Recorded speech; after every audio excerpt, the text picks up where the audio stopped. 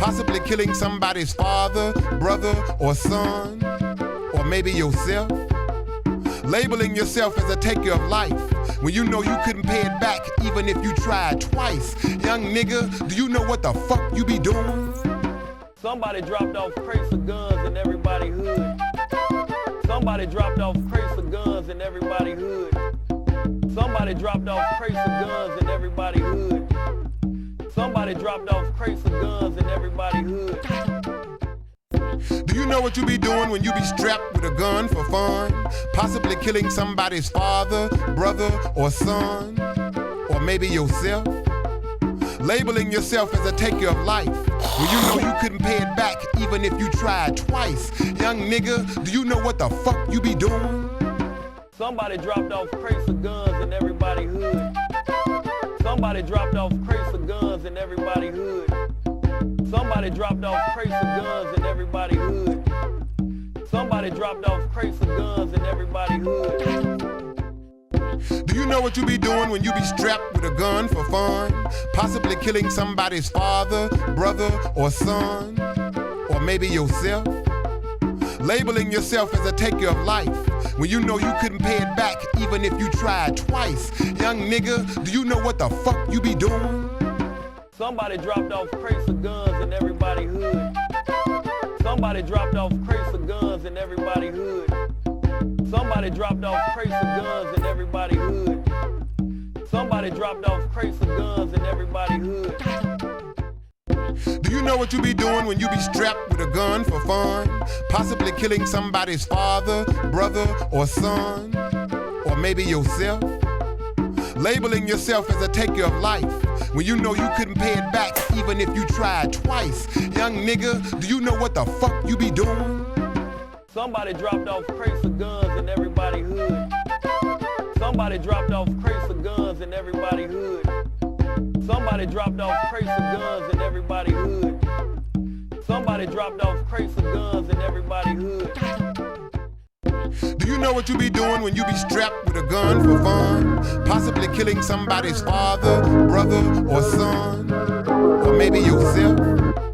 Labeling yourself as a taker of life when you know you couldn't pay it back even if you tried twice. Young nigga, do you know what the fuck you be doing? Somebody dropped off crates of guns in everybody's hood. Somebody dropped off crates of guns in everybody's hood. Somebody dropped off crates of guns in everybody's hood. Somebody dropped off crates of guns in everybody's hood. Do you know what you be doing when you be strapped with a gun for fun? Possibly killing somebody's father, brother, or son, or maybe yourself. Labeling yourself as a taker of life when you know you couldn't pay it back even if you tried twice. Young nigga, do you know what the fuck you be doing?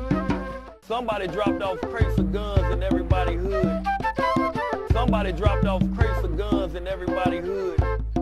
Somebody dropped off crates of guns in everybody's hood. Somebody dropped off crates of guns in everybody's hood.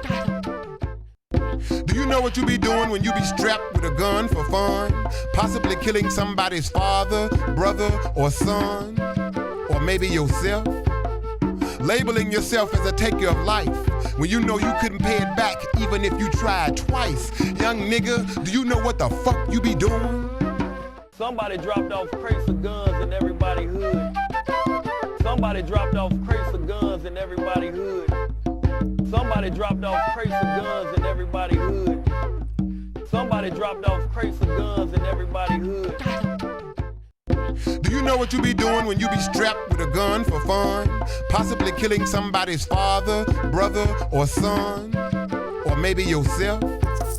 Labeling yourself as a taker of life when you know you couldn't pay it back even if you tried twice. Young nigga, do you know what the fuck you be doing? Somebody dropped off crates of guns. I just wanted to say good morning to everybody in the room. We're about to start in 5 to 6 minutes. Just let me set everything up. Salute to everybody in the room. In everybody's hood. Do you know what you be doing when you be strapped with a gun for fun? Possibly killing somebody's father, brother, or son, or maybe yourself. Labeling yourself as a taker of life when you know you couldn't pay. Now, I know we don't normally start this early morning. We usually get around 100 to 200 people around the afternoon time. But you know what? This topic got to be talked about early in the morning. We got to bring this issue up. Off crates of guns in everybody's hood. Somebody dropped off crates of guns in everybody's hood. Do you know what you be doing when you be strapped with a gun for fun? Possibly killing somebody's father, brother, or son, or maybe yourself? Labeling yourself as a taker of life when you know you couldn't pay it back even if you tried twice. Young nigga, do you know what the fuck you be doing? Somebody dropped off crates of guns in everybody's hood. Somebody dropped off crates of guns in everybody's hood.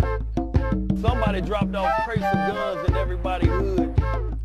Somebody dropped off crates of guns in everybody's hood. Do you know what you be doing when you be strapped with a gun for fun? Possibly killing somebody's father, brother, or son, or maybe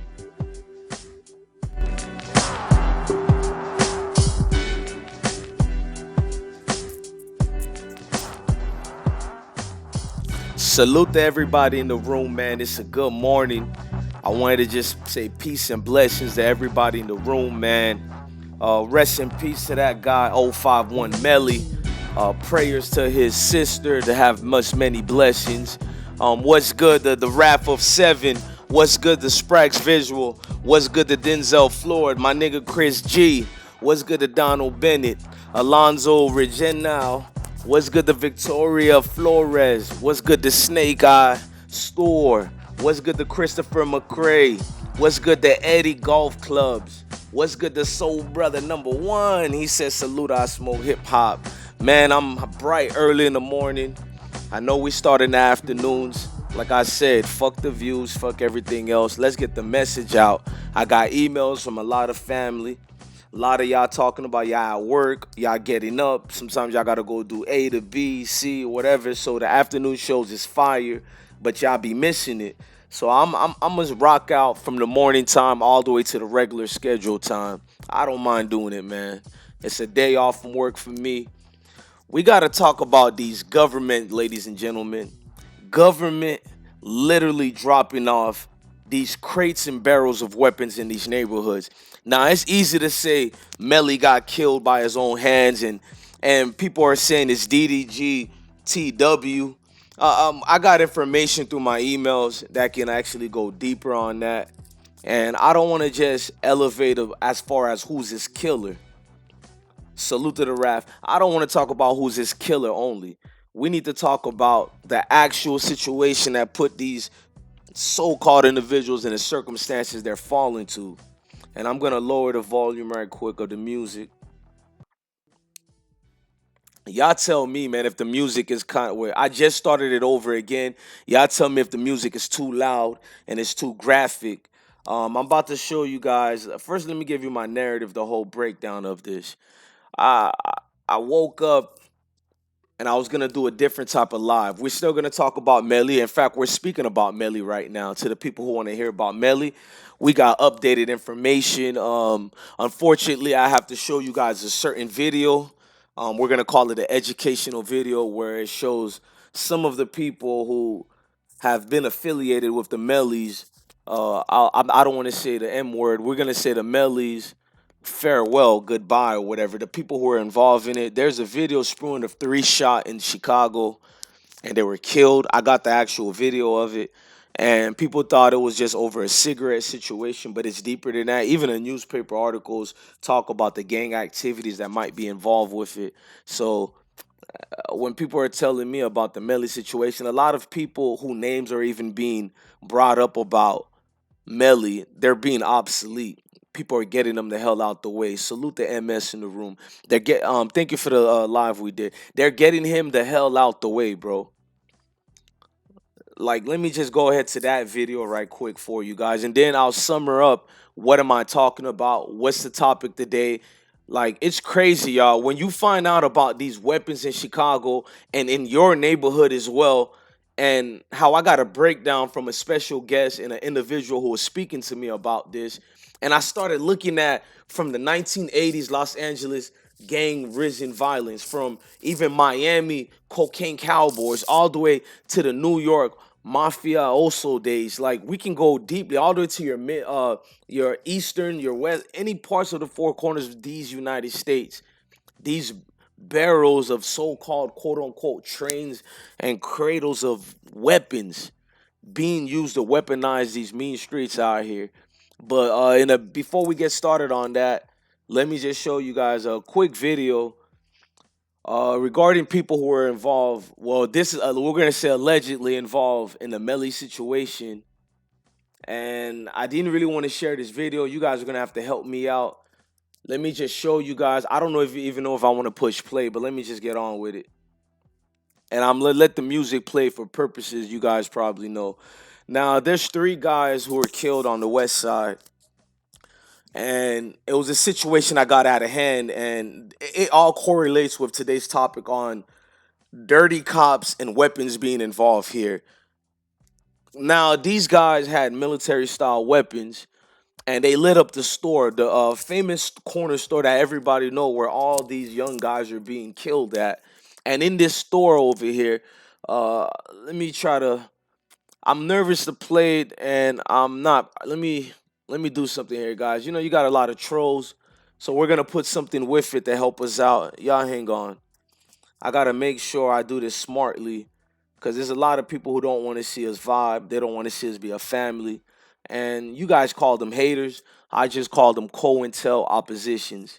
But in this storefront video, you seen a couple of gentlemen being laid out. And ladies and gentlemen, this is an educational purpose show.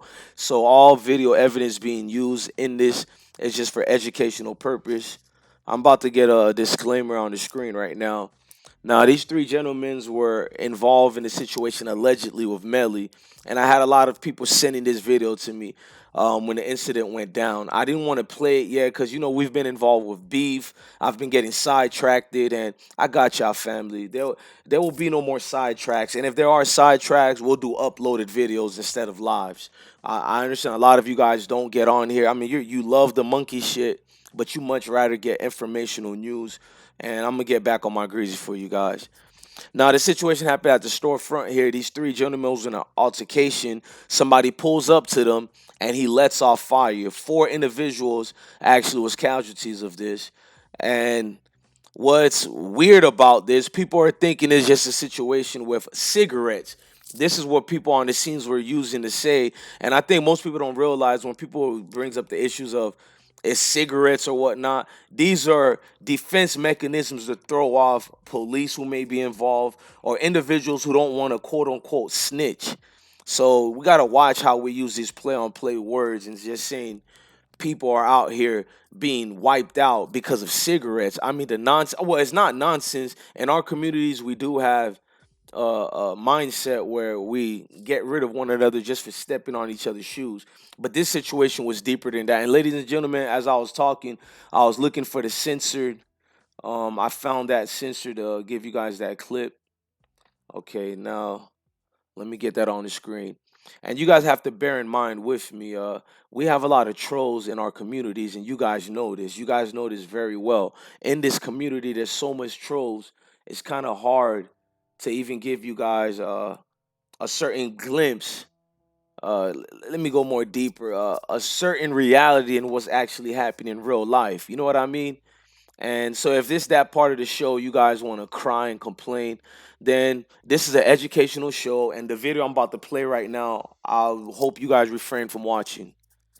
This is the educational video you guys see on the show. I'm not gonna play the audio. And the gentlemen's, unfortunately, I don't pick sides over here, ladies and gentlemen. It's sad for me too when you seen friends, you know what I mean, picking up their loved ones off the floor. Educational video once again. And I gotta move this censored all around it. You know, we gotta be smart over here. And you got the friend crying for their friends like this. This doesn't make me feel any good. Now, some of you guys are gonna be like, "This is revenge for Melly." I mean, I guess so, revenge. But who really wins at the end of the day? Once you do your little Instagram posts and the clout emojis, and then the crying and the laughing at people, and after the funerals, you know, and people forget you. You know what I mean? So, and my platform is all real over here, ladies and gentlemen. I will take a breather, and then I'll play that again for you guys. What's the outcome of all this? Thank you to Rap 7. I mean, these are video evidence I didn't really even want to use on times before. You guys let me know, is the music audio too loud for you, and I'll take care of that for the chat room. But it hurt my soul to report news like that. But I'm trying to be better as a family with all of us and as information purposes. Because a lot of journalists, they don't give you guys the inside deal and what's really going on. Everything gets to be laughed at, and people don't even realize this war between 051 and THF 46 is deeper than what you think. It's been going on for a while. I want you guys to think about all the issues facing our communities right now in all these environments. And it's actually six predominantly ingredients. You got number one, failing schools. Number two, unsolved murders. Number three, we call them the tow truck turf wars. That's where you have individuals are set tripping and claiming and killing one another for neighborhoods that don't even belong to them. So we call that the number three, tow truck turf wars. Then you got number four, easy access to guns and drugs. And that's what we're going to talk about with video evidence on that, the drugs and guns part. That's the easy access part. How did it become easy access to these military weapons that these adolescents are having? And number five, ingredient is the liquor stores on every corners. Not that I'm trying to be hypocritical. I drink too, but we're showing you ingredients what causes the systematic problems in that area. And number six, ignorance of the typical hidden histories and the potential that's being thrown out every day, but nothing is being done about it. Now you have a situation with Melly. His life was taken, and before I get about the dirty cops, exactly, Kendrick. I said that already. Three was killed, one was survived. I said four people got shot that day, Kendrick. But salute to you, bro. But anyways, let's get back on track to the show. We're gonna get back to explaining about how all this have to do with governments leaving weapons behind in crates. I will use news reporting and do my due diligence to give you actual facts information with video evidence as well. Cause nothing is nothing without actual receipts. But we gotta get into the Melly's violence. A lot of people don't realize the war. First of all, let's just give a prayers up for Jaro. We know Jaro, he's still locked up. He's been on trial, like he's been on trial for the last 7 years, and he hasn't even, salute the brother Ponzi in the room. He hasn't even been given a trial yet. I'm sorry. Let me clarify that again. I mean, he's been in county jail for over 7 years and hasn't been even given a trial yet. And I'm showing you this just to show you all these things correlate with one another as far as the timeline of all this. This war between all these dudes, man. I'm about to show you another clip in here. I want you guys to see the longevity of this war and how long it's been going on. You got a war that's been happening since 2008, if not longer. The only reason I'm giving you guys 2008, this is what I can go off on as far as receipts and records, how long this war been going on. Salute the brother Ponzi. He donated $5 to the family. He said, keep doing your thing, bro. No, you keep doing your thing, bro. I love your content, and I was using it for the other day for the monkey shit, but we're just on more, you know, situations that can actually benefit the so-called communities and cultures of everybody. And let me get rid of that song in the background. I don't really want to use songs that's going to diminish the worth of what we're actually watching. I'm not necessarily saying hardcore. I want to get you guys in depth in today's. Now look in the screen here. This war, like watch and this is not dry snitching. It's not none of that. These are actually documented. Salute to Kendrick. He said, bruh, if you don't do it, who's gonna do it? Right. Exactly, bro. I wanted to bring a perspective from everybody that we can look at this together, and it's not about choosing side whether you fuck with my channel or not. It's, do you actually care about these individuals losing their souls? I'm not gonna say lives, because we die each and every day. No, losing our souls, because you can be alive and literally be dead. We call that Walking of the Dead season 23. You know what I mean? Walking of the Dead season 23, man. Walking zombies, including me myself. We become so numb to these issues every day that some people might think I'm trolling or doing parodies right now. Look on your screen, man. These are literally kills. And yes, I've been giving green lights to show this. These are actual kills. Look at the dates I've put on. Look at the actual years. And I took time out so I don't disrespect anybody. No offense to people like Chicago World News and Lowski being real. We need a timeline of this so you can know how the cycle and why the cycle will never end. Now let's get back. People love to say they troll the people of the city of Chicago. It's just a game to them. Fuck the people of Chicago. Oh, they mean nothing. Now let me get back to that video again and watch this video again, and let's get back to the censorship that we're doing of the video. All I want you guys to do is just watch this video again. Do you see anything funny about this? Now Melly is gone, right? So does that mean everybody name that's involved, this has to happen? Again, you're going to see, I have the newspaper article, and I'm going to make you guys read the newspaper article of this incident. And to see that these fake journalists we have today preaching misinformation, when I thought Chicago World News was the only one doing that buffoonery. When you see there's no professionalism in these big publications, and you find out they're just as guilty, just as worse. You know what I mean? Like, look at that. You got people like crying. These are real tears, man. These are real family members that'll never walk again, never breathe again, never live again. They're brothers, their sons, nephews. You know what I mean? Like, it's easy to do the. In fact, I'm gonna get the screen off and show you guys something that what I mean by journalisms, and we're gonna break everything down one by one, and you guys will be entertained because the number one thing. Entertaining does not mean we're making fun of the issues. Entertaining does not mean everything is a comedy. Entertaining means just to keep you guys informed and keep you guys here so you guys don't leave. And even if you guys leave, hopefully you guys got entertained where you sponge off knowledge today and you can go feed it to somebody else. That's all I want, man. Can I get an amen to that by hitting that like, by sharing it, by commenting, whatever you got to do. And this is the newspaper article of this incident here, and I made sure I tracked everything down. You know, I had to track it down, man. And reading this newspaper article of this incident here, I can't lie to y'all. It was actually disgusting. Reading this newspaper article told me everything I need to know, man. This war on CHIRAQ, we want to call it, it's a situation basically that's making everybody profitable. And if you think for once these media places are not profitable, then you're out your goddamn mind, like a brother once told me in the military. You're out your goddamn mind. Now here's a clip of the actual store. Most people from Chicago, in fact, let me get rid of the censorship. Most people from Chicago who know what I'm talking about, or people who frequently visit over there. And salute the Rusky Black in the chat. He says, "Amen, brother. Well said." Ponzi, brother Ponzi said, "Word, good, bro."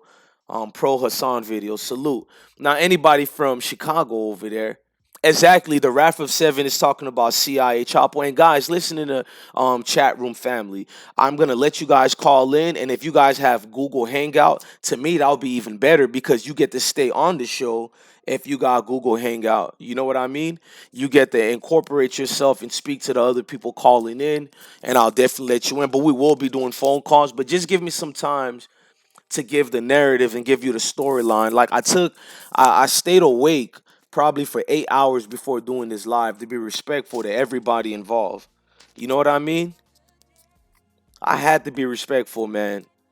It's like, it's fun to watch these YouTubers who are going in and out on these situations, man. Have you ever talked to a mother who lost a child? And it's not just Chicago, but when you talk in depth to a mother in Chicago and she tells you she gave up. She tells you she lost 2, 3 kids already. And the gender doesn't even matter because as we know in Chicago, even the females are losing their lives. The kids are losing their lives. Rest in peace to Tashawn Lee. We know his court case is coming up. I hope that guy gets justice. But can a little 9-year-old child ever get real justice when they lose their life that type of cold-blooded way? We learned about how the killers of Tayshawn Lee, literally they went up to him and it was not a mistaken. They even admitted to this. It was not as if they killed Tayshawn Lee by accident. So to those people who want to talk about white supremacy and the whole 9 yards, but you know what? White supremacy does play a part in this as well. And we will be bringing that up. But just stay tuned, ladies and gentlemen. On your screen where those 3 gentlemen lost their life, that's the corner. So look how many gunshots was rung out that day. Now, what if you was going to that food mart with your kids with your nephew, your little pretty niece, your wives, your grandmother, and you was just going there. You just wanted to go smoke with your homies. You just wanted to get a swisher, and you were out there mistakenly being paired up to be as far as associate of the individuals who lost their life. Now, what you niggas got to say to that? The newspaper literally, from all these witnesses who did not know these gentlemen, are saying that it was because of a cigarette argument. Now, mind I tell you, when you get to speaking to other individuals, you get to go to the Twitter worlds, these Instagrams where you know people involved in the situation. It's a clear, different narrative. So, is it that these journalists are so scared to step foot in Chicago? It's easy to call these cats out and make your own narrative. Rest in peace to Melly. Rest in peace to Melly. I got to get to the nitty gritty of this as far as how did we even get to this point. Now, there's a sharp young brother. Well, when he was young. And this brother, everybody knows this brother. I'm about to play a video clip of what this brother once said before. Now, I want y'all to listen to this brother. And then once again, y'all tell me if the music is actually too louder. Now, let's listen to what Brother Tupac is feeling to the people who think it's just that the people of Chicago ain't shit. To the people who think them youngsters, they just lost they goddamn minds and they're out their goddamn mind. Let's listen to what Tupac got to say about just that whole trap, that whole environment. You can't do anything. What can I do? Where can I go? There's no black neighborhood, you know what I'm saying, with black people who have the same amount of money as me. You know what I'm saying? There's richer and there's poorer. There's no just, did a movie, got a little bit of money, living okay, black neighborhood. I have to be in a white neighborhood, so I don't fit in. That's hell. It's hell when you can't be around your peers. All my life I grew up around black people, poor people, but I can't live around poor people now because they'll rob me. And why would they rob me? Because they're starving, because there's no money here. But they're telling me, now that I made a little money, I have to move here. So it's not like no one's ever trying to deal with this section. They're just moving away from it. And we're going to have more stars coming from together, but they're gonna all move this way. You know what I'm saying? So it's like all the society is doing is leeching off the ghetto. They use the ghetto for their pain, for their sorrow, for their culture, for their music, for their happiness, for their movies, to talk about boys and... All right, I'm gonna rewind this for y'all. Y'all told me the level was low, and I apologize. Let me pause the music and play this again. This is what Tupac has to say to the youth. And hang on, let me get to it. The party off the ghetto. They use the ghetto for their pain, for away from it. And we Hang on. grew up around black people. I have to be in a white neighborhood, so I don't fit in. That's neighborhood. You know what I'm saying? With black people who have the same amount of money as me. You know what I'm saying? There's richer and there's poorer. There's no just, did a movie, got a little bit of money, living okay, black neighborhood. I have to be in a white neighborhood, so I don't fit in. That's hell. It's hell when you can't be around your peers. All my life I grew up around black people, poor people, but I can't live around poor people now because they'll rob me. And why would they rob me? Because they're starving, because there's no money here. But they're telling me, now that I made a little money, I have to move here. So it's not like no one's ever trying to deal with this section. They're just moving away from it. And we're going to have more stars coming from together, but they're gonna all move this way. You know what I'm saying? So it's like all the society is doing is leeching off the ghetto. They use the ghetto for their pain, for their sorrow, for their culture, for their music, for their happiness, for their movies, to talk about boys in the hood. You know what I'm saying? I don't want to be another I don't want to be 50 years old at a BET We Shall Overcome Achievement Awards. You know what I'm saying? Not me. You know, I want when they see me, they know that every day when I'm breathing, it's for us to go farther. You know, every time I speak, I want the truth to come out. You know what I'm saying? Every time I speak, I want to shiver. You know, I don't want them to be like, they know what I'm going to say because it's polite. They know what I'm going to say. And even if I get in trouble, you know what I'm saying? Ain't that what we're supposed to do? I'm not saying I'm going to rule the world or I'm going to change the world, but I guarantee that I will spark the brain that will change the world. And that's our job, is to spark somebody else watching us. We might not be the ones, but let's not be selfish, and because we're not going to change the world, let's not talk about how we should change it. I don't know how to change it, but I know if I keep talking about how dirty it is out here, somebody going to clean it up. Facts. What's going on, guys? It's your average consumer, and I got an awesome... I'm sorry about that, y'all, but preach, Tupac. Preach. And these are some of the things that I just wanted to share with y'all. And family, can I go deeper in the words of Zoe Williams? Let's go deeper. and we're on Melly, and we're not getting off Melly. Kendrick, Melly, I'm not gonna lie to you, bro. You're being annoying in the chat right now. We're doing a live show. The fact that you have to ask, is this Melly related? It tells me you're not even paying attention to the show, brother. We're not trying to deal with that type of buffoonery today. We're on real social issues here, and you on some other type shit.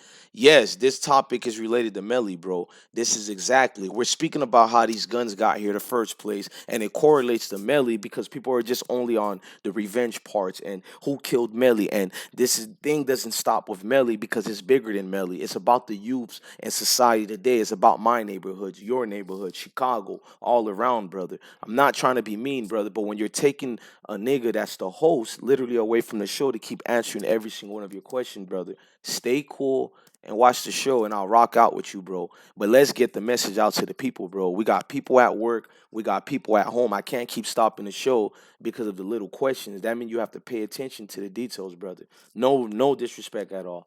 And on that note, let me get back to it. Long time ago, there was a guy, I don't know if you guys remember, probably like 3 years ago. He did a important video.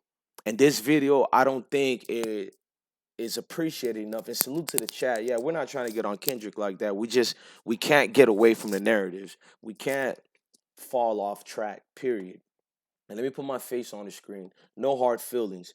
But I'm about to show you guys something here. This gentleman and this individual literally, you know what I mean, got in a situation where he explains about, and this guy is from Chicago and all that, and why I'm gonna show you guys actual receipts and facts that validates his points. Now bear with me, y'all. I want you guys to listen to every word and what he has to say, because he's gonna give you guys an in-depth of how these weapons are getting inside Chicago like that. Because when you see a damn 11-year-old with more equipment than I had over here in Iraq, that tells me everything I need to hear. And I need everybody in the chat to tell me if you guys can hear or not. Because if you guys tell me you guys can hear, I think I know what we have to do with a troll that's trolling.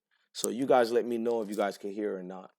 And I'll apologize if nobody can hear. I'll literally apologize for what I have to do next. Y'all let me know right now before we continue. Can you guys or not hear me? Y'all good? Hey, Kendrick, you're gonna have to get the fuck off the chat right quick, bro. I don't know what you doing, bro. I feel like, god damn, like we all at a certain age now, and we still got niggas on that type of dumb shit. And if you feel like why I don't go hard in the paint to do these type of lives, salute the Wax Dog in the room. Thank you, y'all. Salute to y'all. Y'all know why I do these type of lives? When we get certain trolls who come in, we don't mind a troll because it's not going to stop the message. And speaking of the message, let me get on with it. This brother over here is an ex-gang member in the hoods of Chicago. I'm not going to give his personal information like that. If you've seen this video before, then you remembered when this guy got put out. I noticed something that nobody ever want to speak about this situation with that individual. In fact, it didn't even get that much views, and people just blew it off. Now, this video is going to make sense once I show you the news articles, the actual news videos, and the actual proof of weapons being dropped off in Chicago, and not just in Chicago, even in your neighborhoods. And this has been going on from the Fast and Furious CIA campaigns that's been going on since the early 50s all the way till today. But let's listen to the brother. We know this to be the truth. Growing up in Chicago in the early 90s, this same situation was happening. I've been in Chicago where a person came into my house and knocked on the door to come and get me. Y'all gonna have to excuse me. This individual has he's in the background, so you just hear vehicles and everything like that. So just try to, be professional about it. I just have to play it the way it is. It's not me. He recorded it that way. Now listen to what he's saying. Early in the morning, 6:30 in the morning, and said, come with me, man. It's a crate of guns in the alley. And I got up, ran out there, and sure enough, there was a crate of guns. And during that time when we in it, you're not thinking about where did the guns just come from. You never think about that type of stuff, like where did the guns come from and why are they here? But now that I'm older, I can kind of tell you that it's a diabolical plot. Nothing is stopped. The The guns are still there. The guns are still being placed in these different strategic communities. It's a plan. It's not out in Bridgeview. It's not out in, Westmount. They're putting it in the hundreds for sure. Yeah, they're putting it on 55th. They're putting it in Inglewood. 6:30 in the morning while older people that's at work, you sleep. You're not outside. So, you got the streetwalkers and the people that's out, they hustling and they out all types of day. Yeah, they're the ones that's going to run across them. And who would go and tell the police? I never went to go tell the police when we found some guns. That don't even make sense. Why would you go tell the police? So people are wondering why so much violence. Think about it. You think about this. Okay, the police are locking people up constantly in Chicago every single day. They're taking guns off the street. Now, I want you guys to listen to the man's words. Forget the noise in the background. Forget the cars. Forget everything. This is a gang member, an ex-gang member. And he got tired. Like, he's telling you literally what, not a secret, not a rumor, not a conspiracy, what he literally knows going on and what he's seen since he was a kid being dropped off and going on. Now, listen, this shit is impactful, man. I can't even lie to y'all on that. Every single day, every day. So how is it that all of these guns just keep appearing? Where are all the guns coming from? Nobody's going to the gun store buying these guns. So where are all these guns? Now, this is another part that you don't know. I was so used to having exotic guns that I thought that was the norm. You understand what I'm saying? I'm saying far as, I don't know if are you familiar with guns, but a fully automatic handgun is almost impossible to get. You know what I'm saying? A fully automatic assault rifle, that's not common. It may sound common, but that's not common. A Uzi that's fully automatic, that's not common. So I was so used to having every... So, time out. Jay Rowland, I feel bad for you, brother, and I'm not trying to be mean.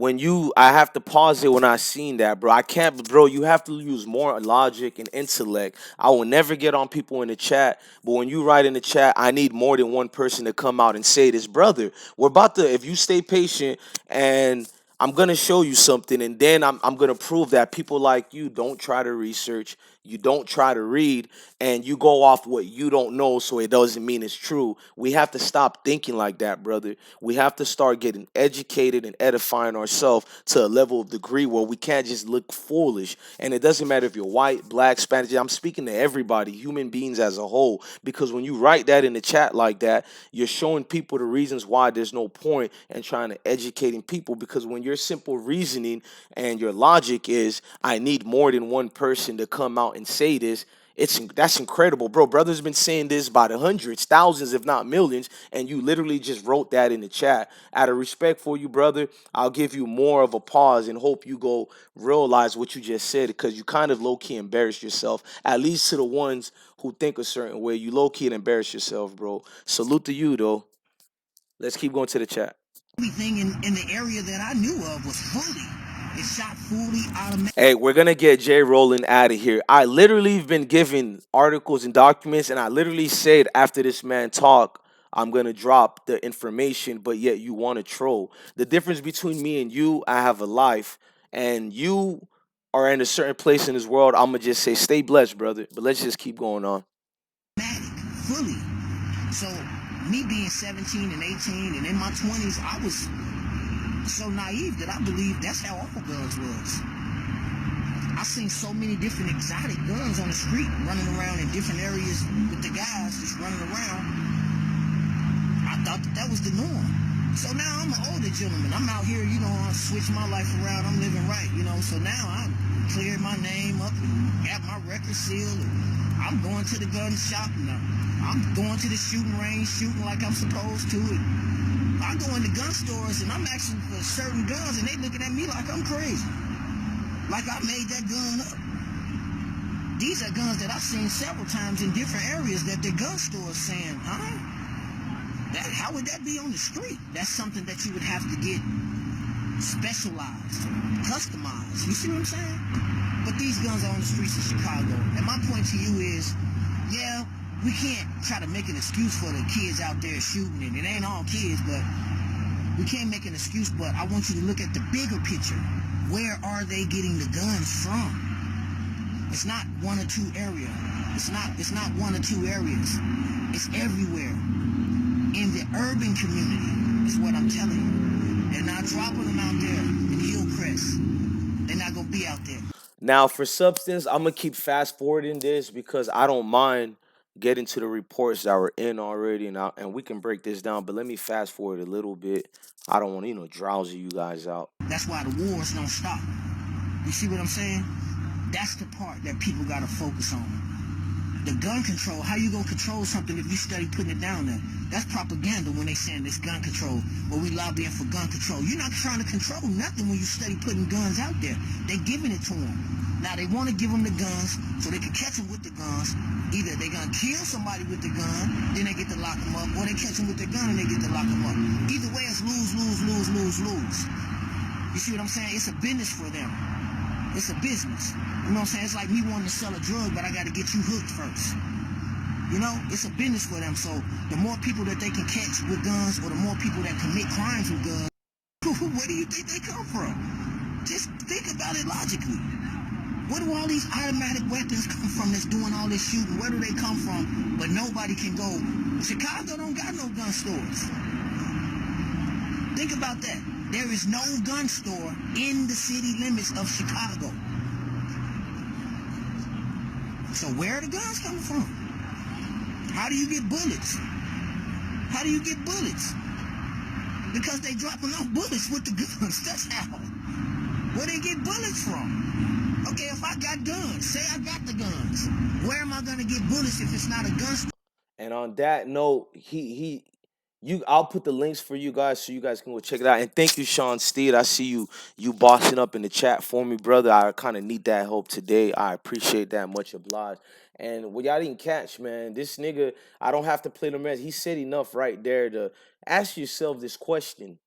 When you see an M203 out in the streets, a Mark 19, a 50 cal, you see a fucking M4, you see all these arsenals of weapons attached with equipments that even our strongest Desert Eagle teams don't have, our strongest, like scouts don't have. Where the hell did they get these weapons? When you see idiots like Jay Rowland, who was in the chat room, and he said that illogical stuff, he actually helps us even more. Maybe the Most High brought him here to help our points.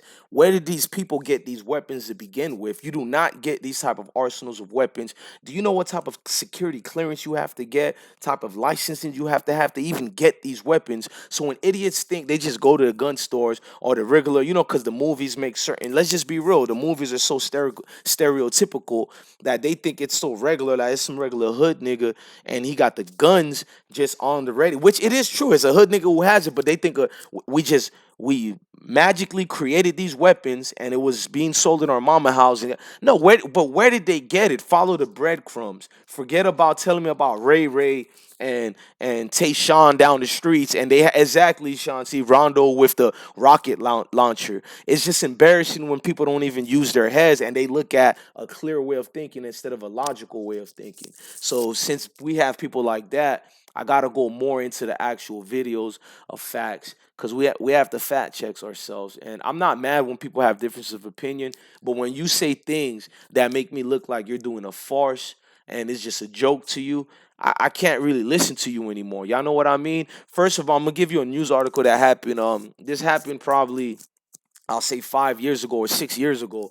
There was different shipments of these manufactured weapons, military weapons that were supposed to, number one, they were not even supposed to cross Indiana and Chicago. You guys do know a lot of the so-called hitters and the people in Chicago, they cross state lines and go to their nearby other Midwest places, such as Indiana, where the rules are more or less restrict, and they sell them. What people don't know is that certain train I'm about to show you guys, it never was supposed to cross county lines to begin with, but yet this thing kept happening back to back to back multiple years. And I'm gonna show you guys proof where this train literally has done the same so-called dropping these trains and carriages of weapons since the 80s in different communities, even dating back since the damn near 50s. So, and it was a campaign called Fast and Furious. So this is to the illogical people who don't use logical thinking. I literally sat down before I made a fool of myself before doing this live. And I've been used some of these things, but when you go deeper and you block everything out, you block the drugs, you know, my weed habits and then my drinking habits, you block the sex, you block everything out, and you literally sit down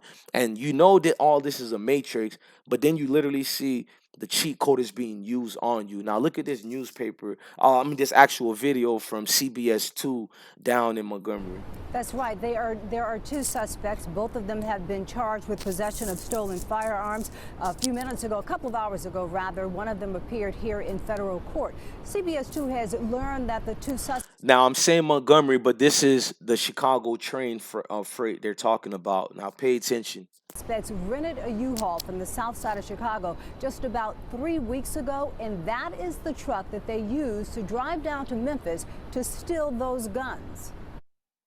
A rented U-Haul packed with boxes. Now pay attention. You heard them tell you they drove down to Memphis. This is for the people who think it's just a Chicago thing. They drove down to Memphis.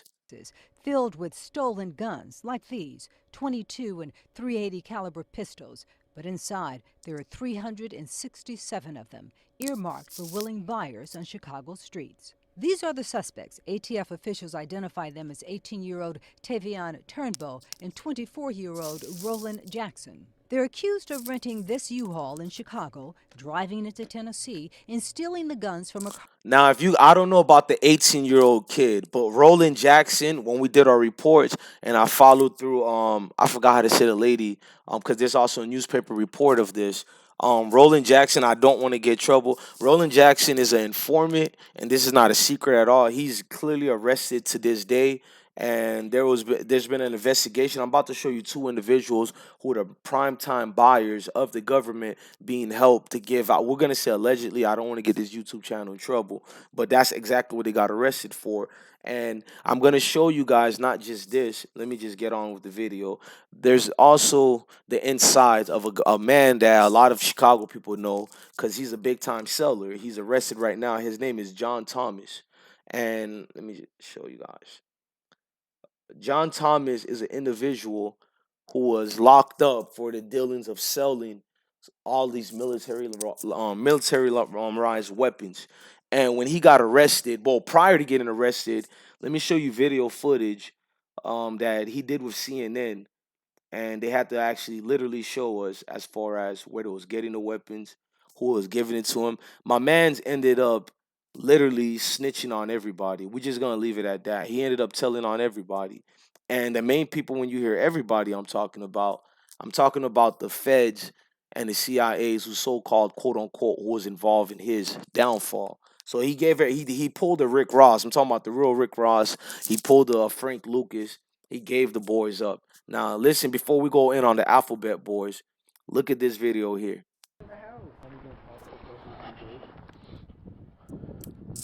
As you see there, that's John Thomas, the man I'm showing you guys from right here. That's John Thomas, the man right here. So we had to research everything.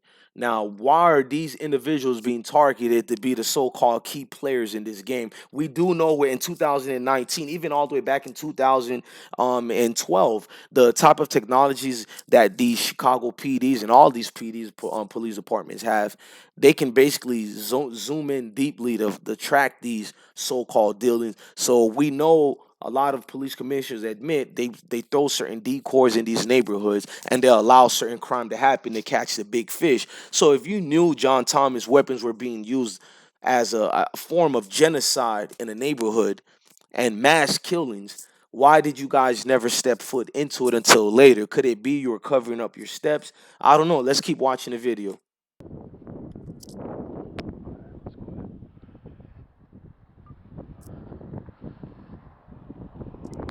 Cold, nigga. Motherfucker. You're a motherfucker, man.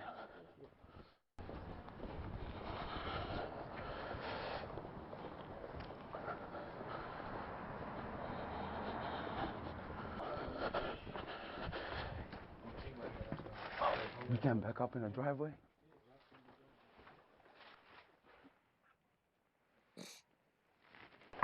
I want you to give me the price on each one so I can know what the fuck I'm paying for too.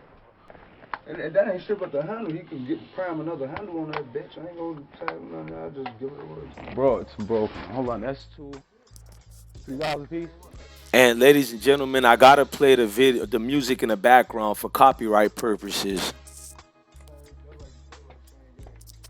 So what y'all talking about, man? I ain't going for all this shit for 3,600, bro. This is old. This is old. This is old, like World War II shit. Everything 25. Call it a day. That's what you willing to pay. Let's get the fuck up out of here. 25. Man, hold on, man. Don't rush Salute Just give it. Salute to Sean Steed going hard for me in the chat. Pause. Give him 22. All right, man. Fuck. I'm gonna do this for you. For you. And I throw you carton square. Did you guys pay attention to the deal that Mr. John Thomas over here literally was doing? Did any of y'all pay attention? Now, the guy who calls himself Yusef, John Thomas said is a government agent, and he's not your typical alphabet boys. And he said he was even past the level of what a CIA is. And let me lower the volume in the background. That's what John Thomas said. He said Yusef was past the levels, the security clearance levels of a CIA. So could he be NSA? Or could he be part of the black market programs? You guys see how much I'm trying to not say certain things and not get shut down or in trouble? This shit goes deep. Now, the train situation, there's been multiple people who spoke on the train situations for a while. But before I get to the newspaper articles as well, I want you to hear a prominent figure in Chicago such as Bo Dill. And you guys know Bo Dill. And he even alludes to the same thing. Fine. So let's continue.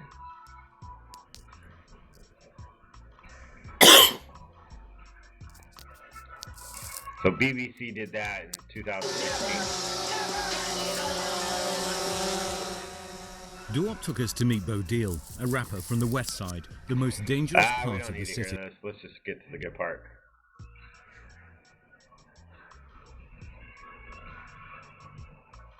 Bear with me. Ever. It's like Sorry, guys. Come on. it's like they dropped.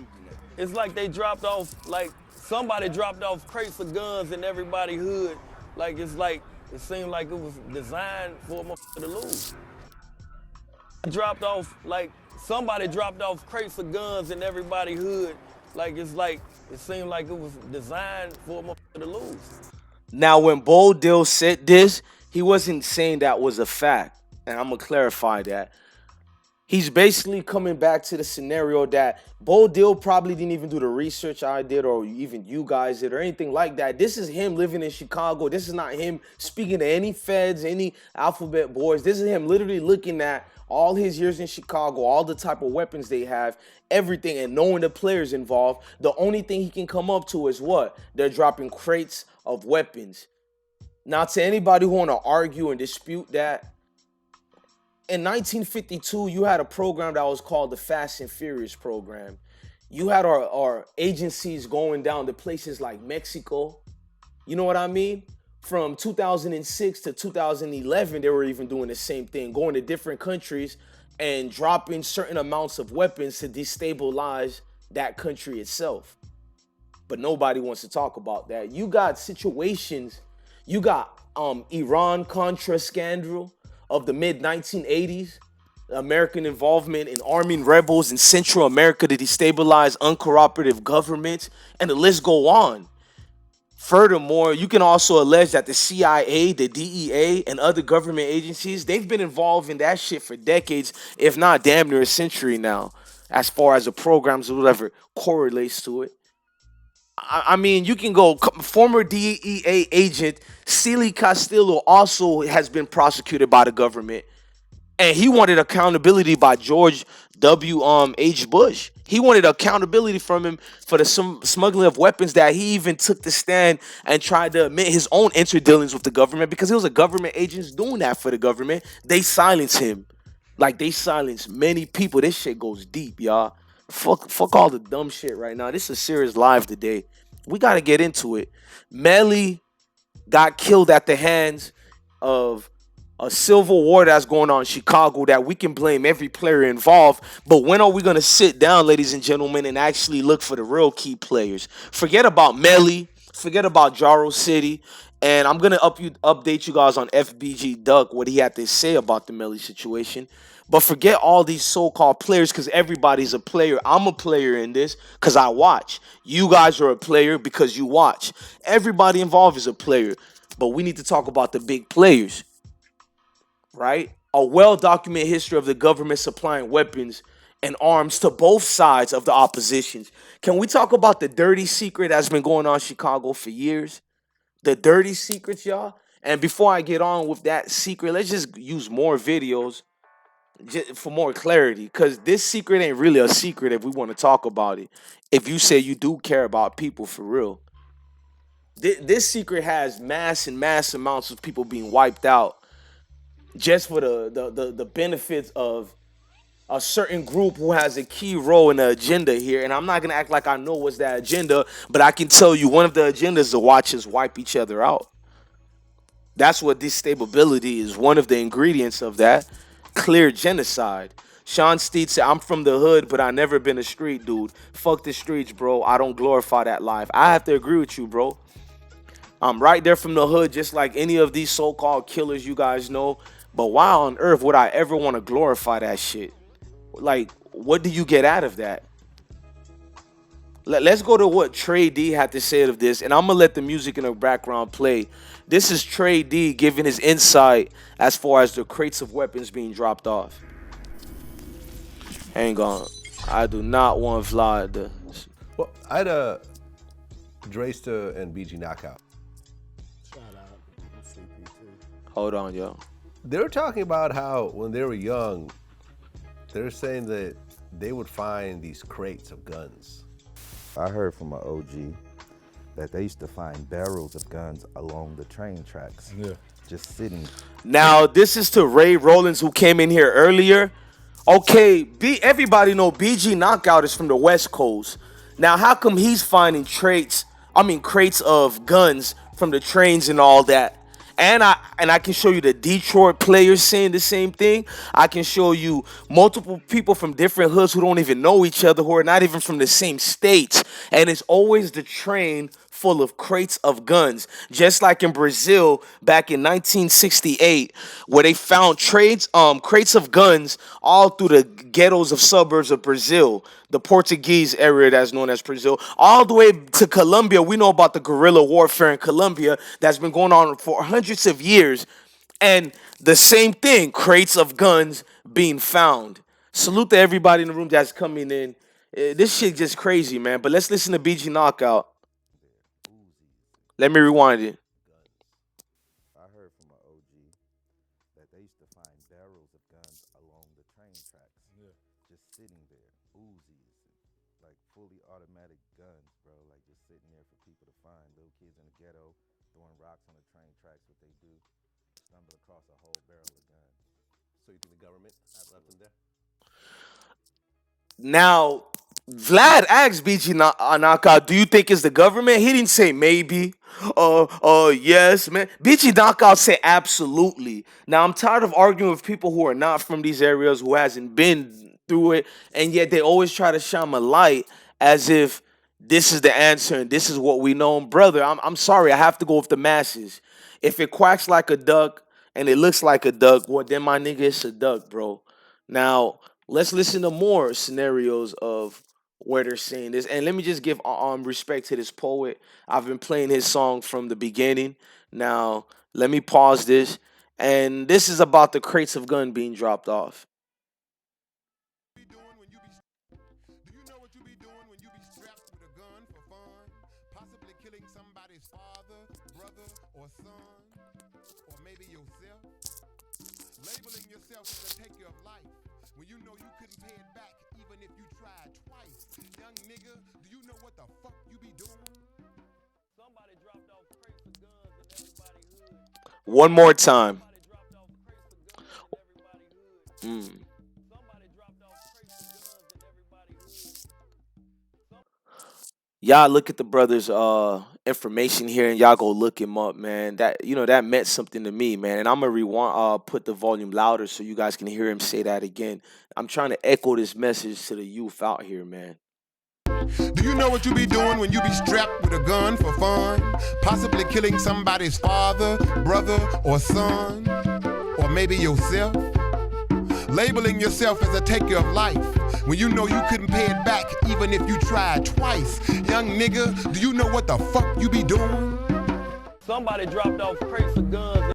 Okay, man, this brother went deep with that message. But when you got brothers like this guy here, John Thomas, to the people who say they sold guns to their own people for money or whatever, there's a lot of other things you can do for money that doesn't count or cost the lives of individuals. So it's hard for me to give anybody a pass if you've done that to your communities. And I'm not here to judge you or anything like that. I'm just not gonna glorify you because all you're doing is becoming the puppet master's court jester, and you're enabling these factors to have a domino effect in the community and a long lasting effect in the community. Tina Williams said they're doing nothing to help the people in Chicago, and it's very sad because all of them people not that bad. To be real with you, Tina, it's not just a Chicago thing. Even though I have it on Chicago, this is everywhere. This been going on since the 80s, all the way to Los Angeles. This shit goes actually deeper than what you think. Now, there's two brothers, or not brothers, I would just say homies.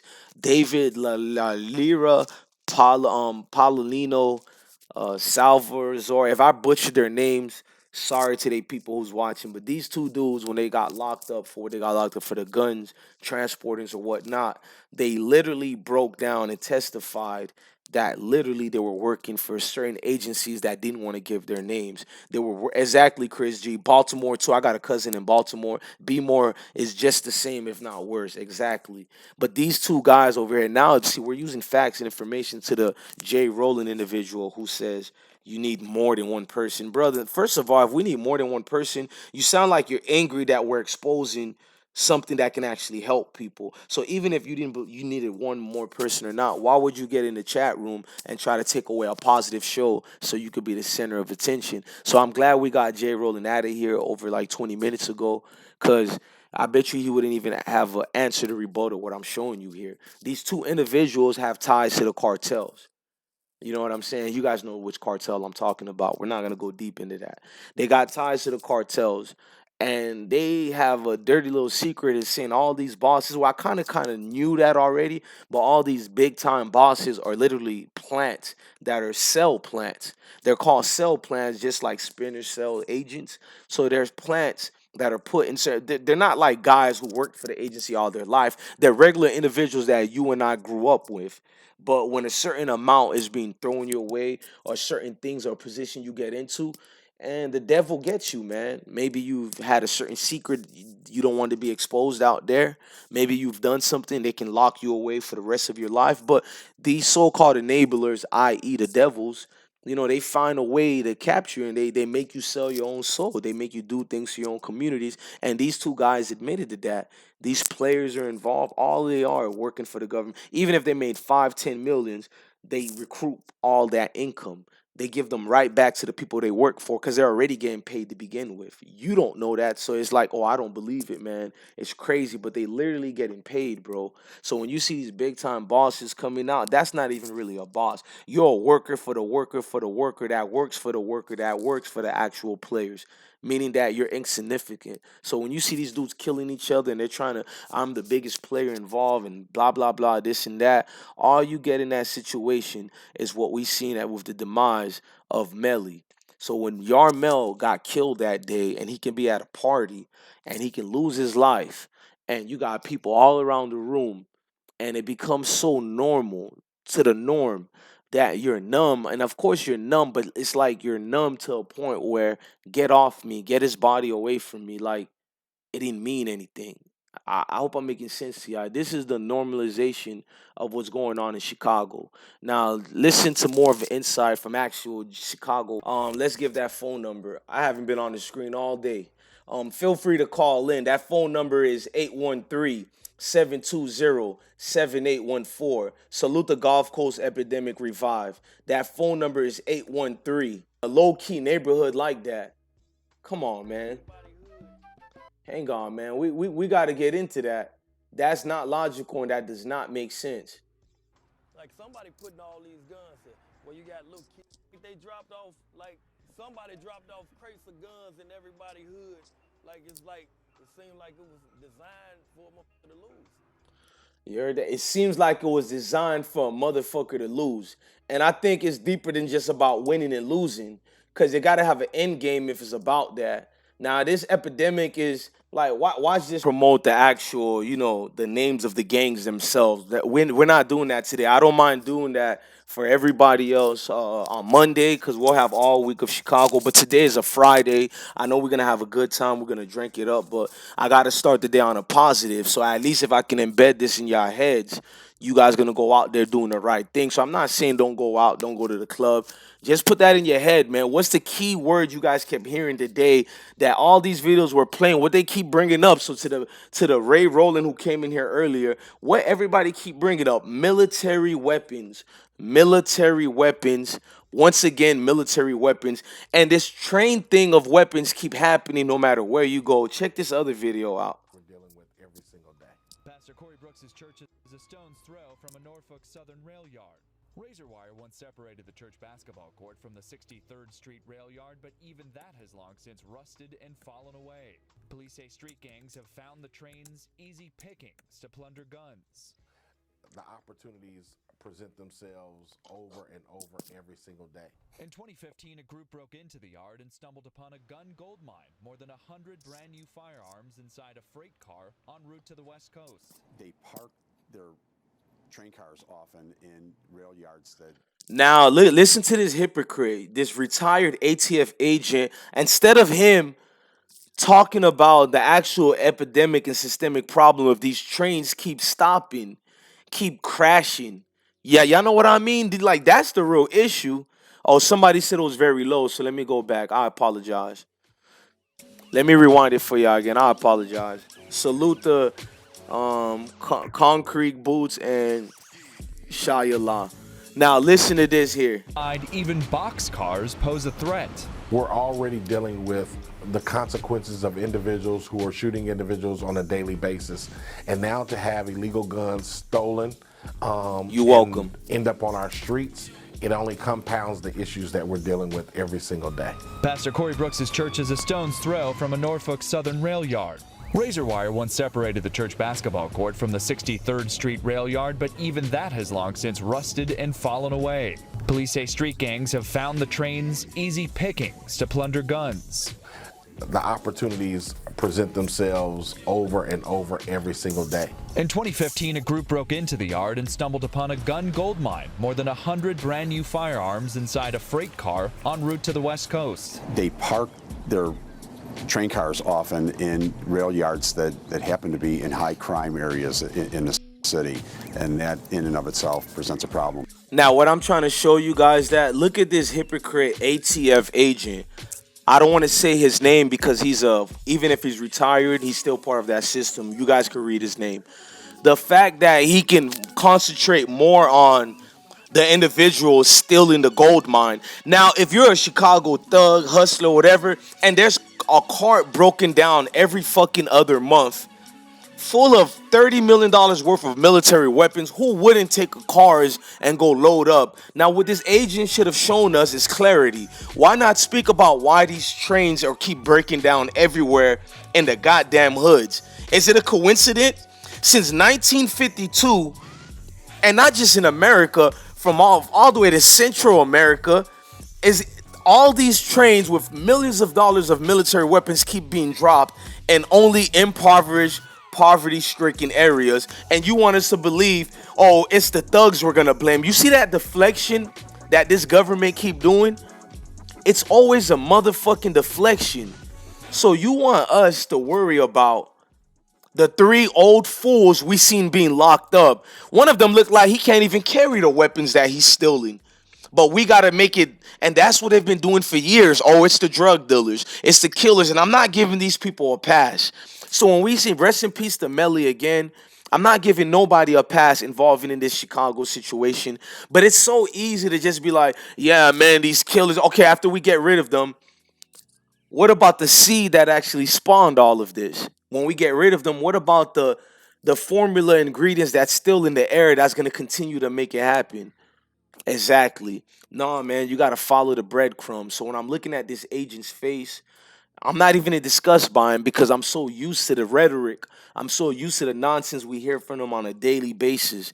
They do nothing to help, and they continue the narrative that it's the individuals in Chicago. Of course, it's them. I mean, a rocket science, of course, we know they're to blame, but are they the domino fact? No.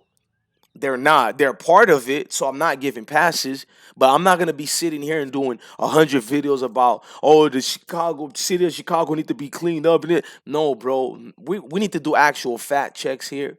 We need to do actual journalism. There's no more real journalisms, and that's one of the problems. Niggas is getting paid by these same corporate entities that work for the groups that are dropping these weapons off. So when you're hearing these news, it's always sound just like this idiot Thomas. I'm not gonna read his whole name. This idiot retired ATF agent spewing that same nonsense. You would think a man who's an ATF agent, you would think it would be alarming for him to see that much weapons.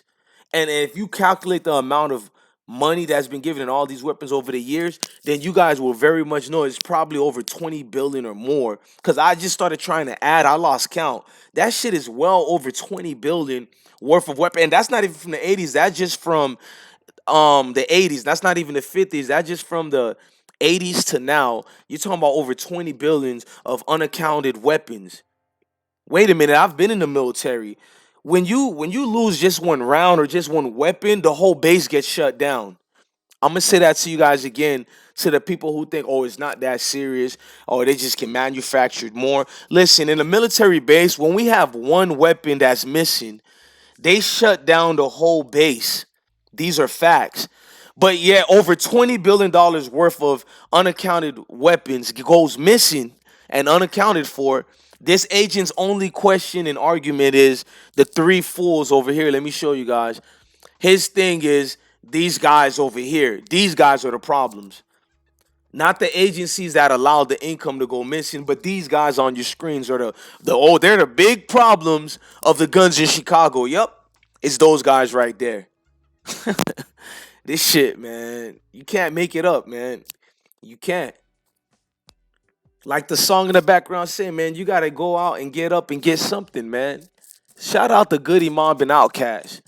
Cause the only way we can make this change is educating people. Cause it's preaching and going to your church and all that and having these protests. I'm not trying to hurt feelings, man. I've been seeing that garbage, and it is garbage to me, but I've been seeing that for the last how much years? What has that ever done to help? The marching, the preaching, the hooping, the hollering. What has that done to help other than your social media sites getting more views and likes and followers? I'm waiting for that. I'm not throwing no shots at nobody. What has that done to... In fact, what it has produced for your communities? The victimhood and all that. And I'm not trying to call my people out, but what has it fucking done to help anybody at all? If anything it can do to help. And Eric say no serial number gun traces ever. That whole serial gun traces and all that, you can trace it when me and you purchase it, when me and you have our prints on certain weapons, but the actual weapons that they're actually manufacturing just to drop off to these neighborhoods, yeah, they come with serial numbers, but do you actually think they give a damn tracking those serial numbers? And if they do track them, they just track it to get certain players out the way that was blind by the rules they set in the first place. I mean, at the end of the day, that serial number is insignificant compared to these freight trains. Now, you heard BG Knockout tell you that. Shout out to Trick Trick. Uncle Trick Trick was talking about that in his raps. Trick Trick was telling you this shit in his music all the way back in 1994 about the trains being dropped off and then his blast, lift off. That's Trick Trick lyrics. Why is everybody talking about the trains of weapons being dropped off? I need somebody to call in. I want to have a different output. This is that part of the show. We've been rocking out for over an hour. I want people to call in so we can get a different narrative. This is not just about me. This is a debate show, and I'm giving y'all respect. I understand why a lot of y'all didn't call in. It was deep. It was informative, and we're not even done. So people are just listening, and I'm actually I'm amazed by that, and I'm honored by that, and I'm proud of y'all, to be real with y'all. But I want a phone call. Whichever you're thinking about this dialogue that we're having today, call in. Don't be afraid. That phone number is there for all of you guys to call in. And I want my mods to help me give that phone number out. Come on, y'all. Call in. 813-720-7814. I know this is a little bit different live we're doing today, but it's not really different. It's about the same issues, only that we needed a solution show. But I need you guys to give me a solution, because my solution might be kind of crazy where I don't want to spit it out on YouTube today.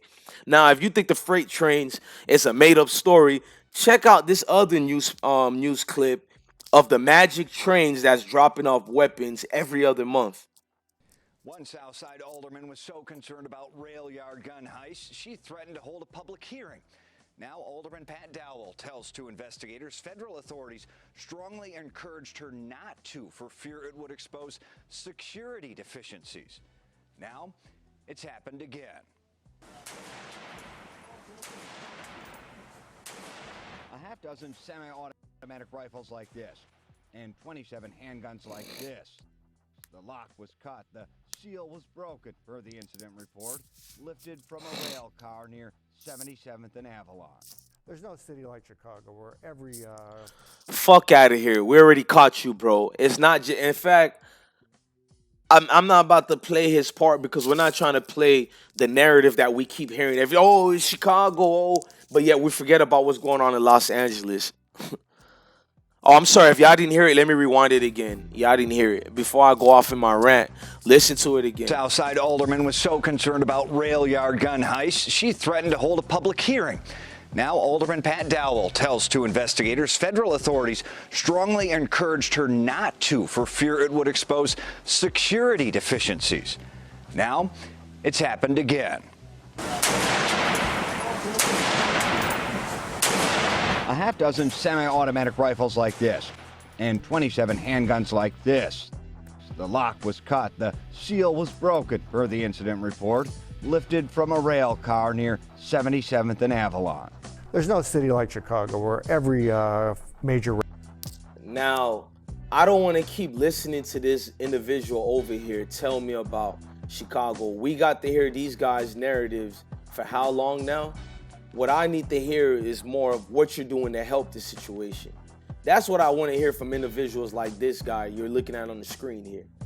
Now, these weapons that we see here, let me push play right quick. From a freight car near 63rd and State. In April 2015, more than 100 firearms stolen. Per the federal complaint, local offenders with aliases like Chuck, Adolf, and Rat netted 22s, 44s. The weapons you're seeing on your screen is over the amount. This is just in 1 year alone. The amount. Now, we do know these train companies have been involved in America since the 1800s. These trains have been involved in society since the 1800s. Everybody know the procedures for any train getting robbed. You know, the breakdown, the approximity of the vicinity of the area, the investigation that goes down. We know because of the value of the cost of the actual, item that's inside there.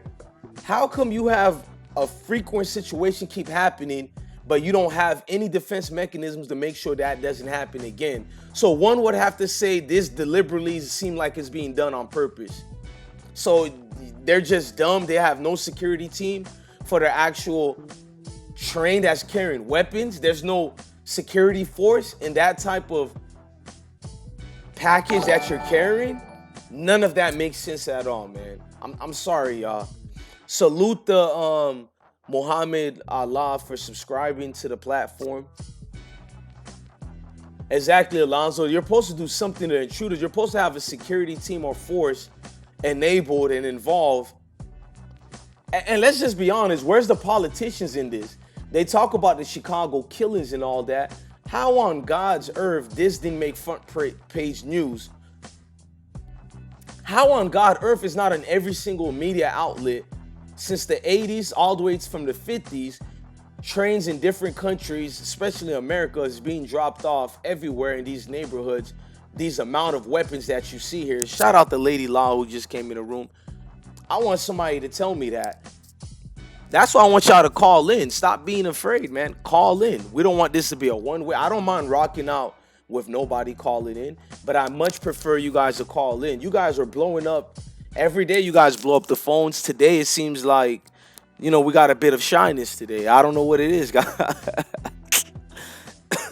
Come on, y'all. We all family here. I don't know what the shyness is today, but I need y'all to call in. Good morning to everybody out there.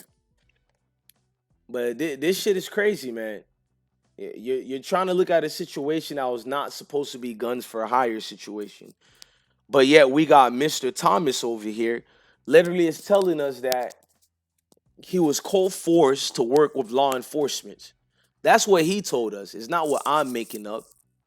Where do guns used to commit shootings in Chicago come from?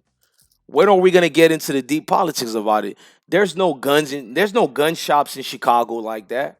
This is not a conservative state. There's no gun shops in Chicago. Police have seized more than 5,600 illegally possessed guns in Chicago just in this year alone. This past weekend, there was over 63 shootings in Chicago, and that's really small for Chicago. But what about Miami? What about Brooklyn? What about Houston, Texas? What about Connecticut, Philadelphia, New Rapture? We can keep going more. Arizona? Oh, Arizona for damn sure. Las Vegas, Las Vegas. We know all of West Coast. I mean, we can keep getting in deep. Salute to everybody who just came in the room. One love to y'all. I see y'all comments. Will we ever get deep, or am I reaching over here? You got out-of-state imports.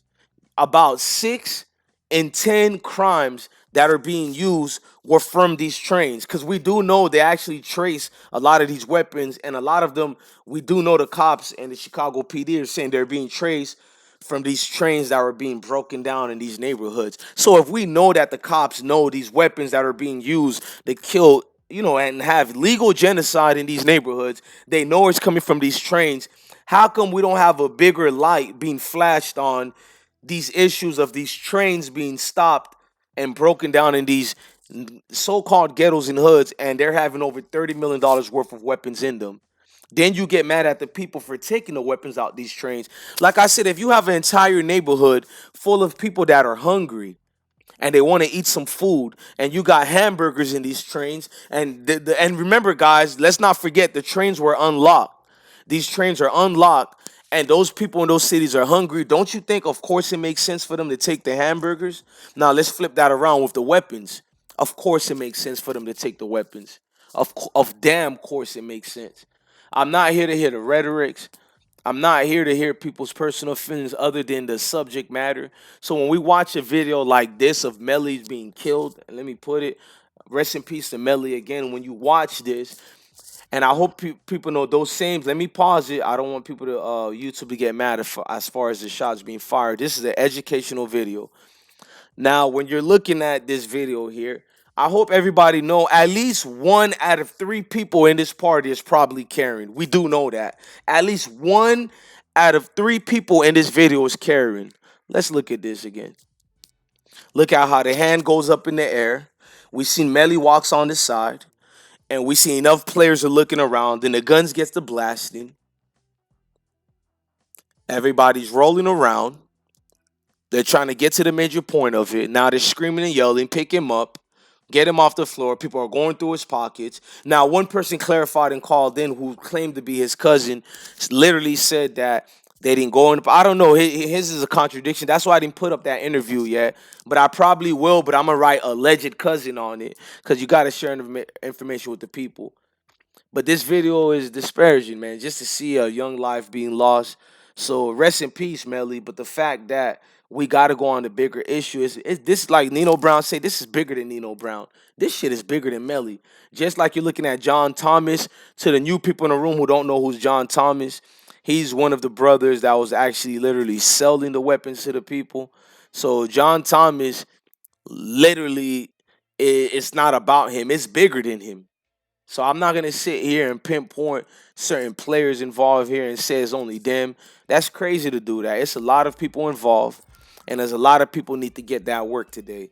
And right now, we're calling all these agencies that are involved, these agencies that are building up a narrative. It's just only some no good trash ass nigga on the streets and or some Mexican dude, or even if you're white, you know what I mean by that. If you come from poverty, there's always a narrative that you're the bad guy. You're the one doing the robbing, the killing, the stealing, or whatever. But the narrative is never put on these politicians who work for these same entities that are dropping these so-called weapons, just like George Bush Sr. when he did his war on drugs. Because people are going to keep saying Reagan. No, it really started with George Bush Sr. with the CIA all the way in the 50s, the Fast and Furious programs. Then all the way to war on drugs, or with uh, I'm sorry, not Richard Nixon, but Ronald Reagan. It started with him after that as well. And we know Nancy Reagan and her program, she had all the television and then their DARE programs. Let me ask you something, ladies and gentlemen. I'm grown as hell now. What has the DARE program ever done for anybody? Wrong or right?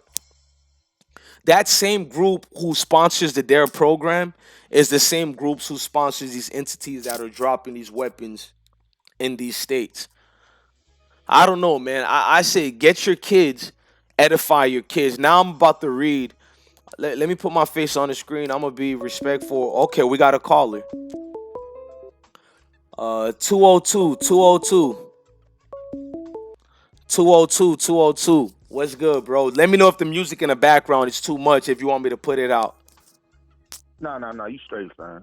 All right. What's your opinion on everything we're talking about today? Just tell me exactly how you feel, bro.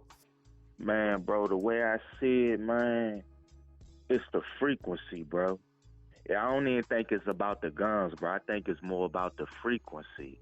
Right. You know what I'm saying? Everybody is so into the, the drill culture and want to, carry a strap and use it on they own family member and everything. As far as like, us as a whole, as a nation of a people, you know what I'm saying? We all Right. family, we all come from the same bloodline. And so see they getting induced and doused in this frequency because they don't know they playing out the acts in the hand of the devil. Right. You know what I'm saying? It's a whole bunch of people worshiping the devil, don't even realize it. And then once you put guns in the equation with the, involved with the frequency, it just mix. You know what I'm saying? Mix, it turns into death. And that's why everybody, you know what I'm saying, out here killing one another because people is, tuning themselves into the wrong frequency. You know what I'm saying? If you would get more of the, the old school love back into play, you know what I'm saying, more community back, then maybe the guns can be used more in a positive light. Right. You know what I'm saying? But yeah, right now, man, to that frequency change out there, ain't not gonna change. And but see, this going on everywhere. You know what I'm saying? So, right. Man, it got to be a mass exodus of this frequency change, man. Yeah. Speaking about the frequency chain, let me keep you since you're the first call and we got some shot. And anybody want to call in, man, feel free to call in. That phone number is going to be 813-720-7814 and caller. The videos, what's your opinion about, do you think, we know the game is dirty. We know the cheat codes are out there. Do you think every single hood is at a loss? They'll never be changed? Or do you see some type of change in the near future? Yeah, it could be a change, man, once everybody, get the wisdom to change the frequency, man. See, everybody is going through the same thing because everybody is into the same culture today. You know what I'm saying? Everybody is in love with murder. You know what I'm saying? Like, everybody's speaking the same message. All the young prophets who don't know they prophets, they speaking a false message. The wrong message is murder, and you know what I'm saying, to see all the ways of the devil. And that's why everybody is going through the same thing. Right. You understand? It could change, man. You know what I'm saying? I ain't saying everybody got to go to church or believe in a religion, but it's the frequency, man. It gotta start from the heart, the love. You know what I'm saying? People got to let go all the pain and stuff first. You know what I'm saying? Like, you talking to somebody who come from a lot of this. You know what I'm saying? Like I've been out in the world. You know what I'm saying? And dealt my hand with the gun life, the gang life, and all that, man. But once I found a way out through understanding what I was tuning myself into, I was able to understand life a bit different and in a better light. And that's what I'm saying. All the brothers can do out here. You understand? Right. All the brothers and sisters, they could do the same thing, man, once they just stop and take a look. But see, it all starts from, you know, what you've been taught. And see, what we being taught right now is fucked up. When you get up in these school systems, man, they teaching you how to dumb down your mind. You know what I'm saying? They teaching you how to not want to, you know, be a self-thinker. It's all about being a consumer and out for yourself. You know what I'm saying? You know, the teachers, it start with the teachers, man. A lot of people coming into these schools and not giving a hell about these kids, and the parents is being separated from the kids. So it start real young. It's a lot of traps that they put in the minds when you're still a small seed,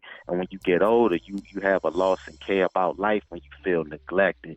You know what I'm saying? When they suspend you and, you know what I'm saying, they don't let you come back to school, they expel you, or they just treat you like an outcast because you're not learning efficiently like they want you to learn. You know what I'm saying? It's a hive mind, man, you know, in this system, man, to be, you know, to turn you into like a zombie. Like, and this is why a lot of our youth, man, they coming up in the world, man. I hope y'all understand what I'm saying, but this is why a lot of our youth is growing up lost, man, because it all starts, you know, when they young, when we all young. Right. And, man, people missing that fact, man. I think if we go more back and teach the youth a lot about our history and a lot about, you know, who we are as a people, man, that you know, people start to, you know, have more of I guess excitement, man, for life, man, because people not excited about living no more, man. Everybody just really living to die. Caller, I appreciate your call in the chat room. Love your call, brother. I'm gonna let some more people call. Feel free to call back if we don't get another call. What's good with you? 706. Pause the background, caller. You hear us, caller? You with us? Ladies and gentlemen, we just lost that call. What I don't want to happen is when we had a good call, such as the other call we just had, I really didn't want him to get off. I was about to ask him another question, and we got somebody who just called in. I don't know if they were just trolling or what, but I'm opening the phone lines to everybody. Feel free to call in. All right, let me answer the call. 706. Can you hear me? Hello. Yeah, 706. Speak your piece, brother. Hey, I just wanted to say peace and blessings and love to this channel and platform, and thanks for keeping it real. And thank you. Sad, what's going on? And it's to the point where, like, currently, I'm overseas right now in Kuwait. Oh, are you a military member, bro?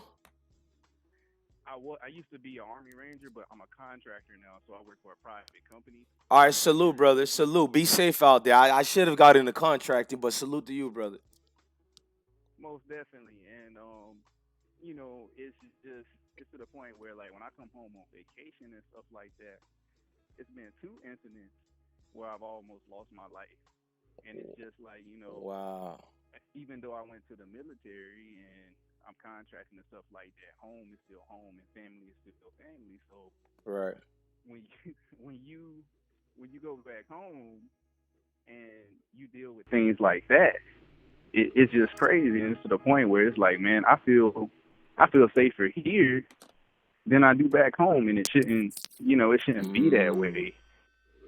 And it's and I think another thing is, like, there's a lot of brothers and sisters that's over here that have left the military, and when they come over here, they end up staying out here because a lot of these people are from the South, and you know, you can come over here and experience a culture like there's no, like, I'm in Kuwait, it's close to Dubai, but there's no police brutality.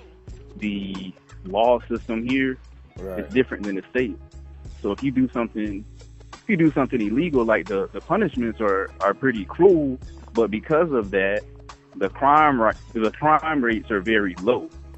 So by seeing this model, I know for 100% fact, all of this shit could stop in the States if they if they were a little bit, and I hate to say this, but it's the truth. If they were a little bit harsher, you know, like over here, if you get caught with a gram of weed, you're going to be facing like 20, 30 years. Right. So, you know, like nobody steals over here. There's really no crime, because when something happens, the punishment is harsh, and that sets the standard for the country. And, you know, I live right beside a mosque, and, you know, I've had my family over here for 4 years, and we don't fear anything. And assalamu alaikum, brother. I didn't know you was Muslim. Wa alaikum salam. And another thing I wanted to say on this channel so people can hear. Go ahead, brother. You know, my mom is from Ethiopia, and my father is African American. And with me traveling and going to Africa and being over here in the Middle East, and this is very important that everybody on this channel needs to hear this. In the Middle East, all of the original people from Saudi, Yemen, Iraq, Kuwait, Oman, Bahrain, Dubai, Turkey, all of the people, the original people, Palestine, they're black, and they look more identical to the Haitians, the Jamaicans, the African Americans than any other African people I've seen from Ethiopia, Nigeria, Ghana, Eritrea, South Africa. And it's something that over here is not really a secret. So like the Pale Arabs, they know the truth, but they don't promote it. So if you can talk to these people, and you know the difference is here, if you are original Kuwaiti or original let's say a black person originally from Saudi Arabia, you have the same rights as the Pale Arabs that are current in power. But if you are from Ghana or Nigeria or Ethiopia, you're like a second or third class citizen. So I'm not gonna take all the time on the show. Nah, but bro, something that brother, do not rush, brother. Like even the last caller, the only reason the last caller, if you're listening to, if I rush y'all, is when somebody else is calling in, so I can let all of y'all speak. But I don't want you to get off, brother. Since let me ask you the question I was gonna ask the other brother, because you see, I got better with letting people speak, especially when you guys are breaking down and edifying the people the way you're doing. But let me ask you this question, because you guys made some good points. All right, in Los Angeles, when gangs started working together to keep the neighborhood safe, and I wrote it down, I started looking at a lot of scenarios over the years. Now, when you had groups and gang members in Los Angeles trying to make the neighborhood safe, police would dress up like black men and put on gang colors, drive to the rival neighborhoods, and shoot up people to start drama between gangs. And they do it in our neighborhoods as well. Because I know in Broward County, Florida, where I'm from, what would happen is Fort Lauderdale police, and I'm not afraid to admit that, I'm not afraid of them. Fort Lauderdale police would literally drop, if they pick you up from a certain neighborhood, they'll drop you at night in your opposition's neighborhood and hoping that something happens. So that happened to me when I was only like 11 years old. Told me, get my little black ass out of his car, drove me 20 minutes from my house, dropped me, and it's not like I cried to my mom and dad. No offense to my mom and dad. She coming from Haiti, her mindset, it's not that she believes everything the cops say. She, you know, her coming from another country, she's so afraid of the laws of America that she doesn't understand. Go ahead, brother. Go ahead. I totally understand. And the same thing with my mother being Ethiopian. And I remember the question you asked the other brother, do you think it's going to get better? And honestly, I know you're on another, level of knowledge and wisdom. Nah, bro. Let's always remember this, bro. No human being can be smarter than another human being. The knowledge that you have may not be the knowledge that I need to live every single day. So we all can't be smarter than each other. I can sponge off from you, you sponge off from me, we sponge off from the chat room or the world itself. So I don't break people like that at all. But I understand what you meant by that, and I would like to say thank you for that, though. Most definitely love. And what I was going to say is, I'm a realist, and honestly, I do not think that we will ever get any better in this system under these Damn. people in America. Keep going in, brother. Period. I mean, and you talking about, if you look at the prison system, the way it's set up, when you travel around the world and you go to these other countries don't have private prisons. Right. They're government ran.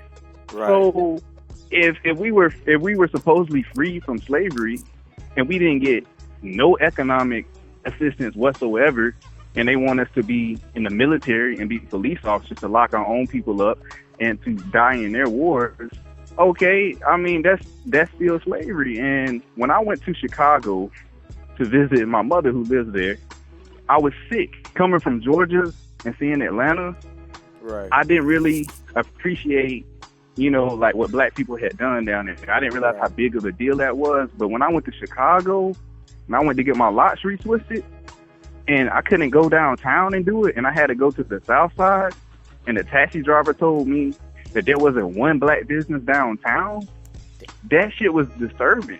And when you look at these cities like Detroit, right, where they're 98% black, but everything is owned by, Arabs and Indians. So the government is allowing for foreigners to come and profit in our communities, and they're the only way you can fix what's going on with all of this violence is first with some type of economic solution. And a lot of people don't know 8 out of the 10 most dangerous countries in the world are in South America. But what are they dealing with? They're dealing with poverty and they're dealing with drugs. And nobody ever wants to talk about that because they want to make it a black thing. This shit that's going on in America is not a black thing. It is a poverty and drug problem. So until they're willing to address the economic injustices, it's just going to continue to go on, and it's coming to a point where I know a lot of black people over here that are doing good, and they don't want to go back to their communities. They feel like they have to go, live where white people at, and they're pro-black people, but they just don't want to feel, targeted. And I feel like that sometimes. Brother, to anybody's throwing shots at the caller, which I know everybody giving you respect, but I would like to say Tupac would agree with the caller. I'm not gonna replay it again.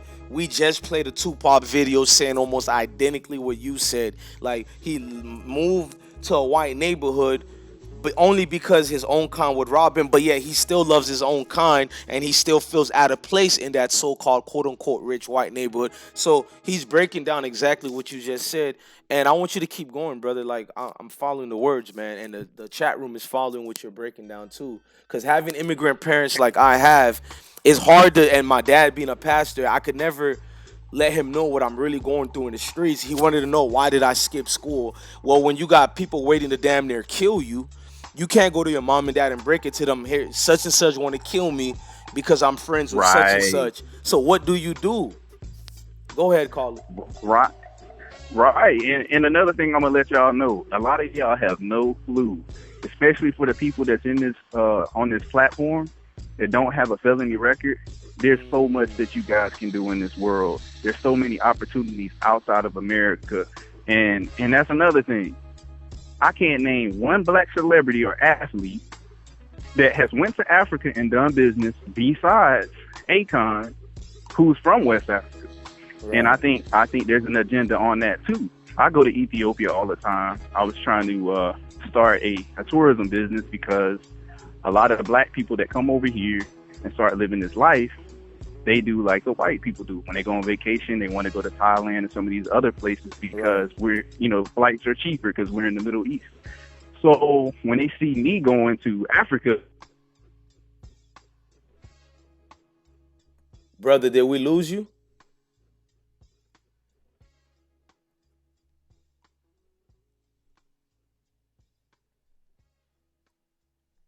Y'all tell me if we lost the call or not. Y'all let me know if we lost the call. Caller, can you call back, caller? I don't know if we lost the call or what. I want the caller to call back. I'm hoping we didn't lose the call. I had a technical error, but this caller was on point, man. I'm not gonna lie. I like when you guys call in and you guys share something that can get me sitting back like, damn, that was good. I don't think his call dropped. It was a situation I had over here on my screen that so to show y'all the highlights, and I think I lost him. Caller, I hope you don't take anything personal, but anybody want to call back, and we can get in more because I'm hearing perspectives from you people, and it's like all this is welcome, man, because it's like it's making the show. We get to hear what's going exactly Illuminati Negro. It's survival. I mean, self-preservation. When you put a man in his corners and he gets trapped like a mouse, self-preservation will be the only thing you have left. I think we got him back. Brother, we got you back. Sorry about that. Okay, I thought I was on my side of the screen. I think it was for me because the screen, I was trying to let people see a compilation video of what's going on in Chicago. So there's a lot of CCTV showing you gang-affiliated shootings. This is educational purposes. I have to put that as a disclaimer not to get flagged. But caller, go back into details of what you're saying, and you can start off anywhere you think you left off. Go ahead. Yes, are you still there? Can you hear me? Yeah, I can hear you, caller. I'm pretty sure they can hear you too. Okay, so my email is yellis275@yahoo.com, and that's for anybody that wants to leave these environments and benefit themselves, because you can make tax-free money and you can come over here, fix your credit, get away from all your distractions. You don't got to worry about no police brutality. You're close to Dubai, and it's the best thing that ever happened to me, and you don't even have to necessarily have military experience. So for those that send me an email, I will help you build a resume, and I will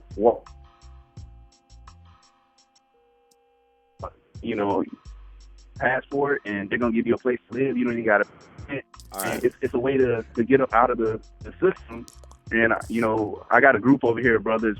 We're trying to put our money together and build and do real estate and some other things. Caller, your phone was breaking up, and Shea LaBella wants you to repeat that again. But what I want you to repeat is, you got me interested, bro. Could you give us that email again to anybody out there that needs that help? The caller is giving you guys an email so you guys can reach out to him, because I'm pretty sure everybody wants you. And let me put it in the chat. Go slow so I can put it in the chat for the people too. What's your email again? It's Y E L L IS 275 at yahoo.com.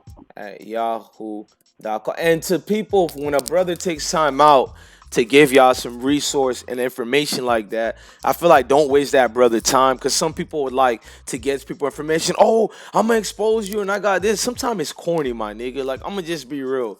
Sometimes when a nigga reach out to help you and give you that light, maybe that's God utilizing him and whether you believe in God or not, let's say if you believe in superstitions, whatever case might be, maybe it's a situation in life, a time glitch, whatever you want to believe, where they brought this caller to help you out today. So not every day should be about trolling. So take his advice and take adhesion to it and understand when somebody's trying to help out, man. Go ahead, caller. Most definitely, please. Only serious people do that, because I don't even have, on my day off, I partner with a gold shop here in the Middle East, so I'm always doing stuff. So if you don't have a felony record and you're able to obtain a passport, I can get you a job over here.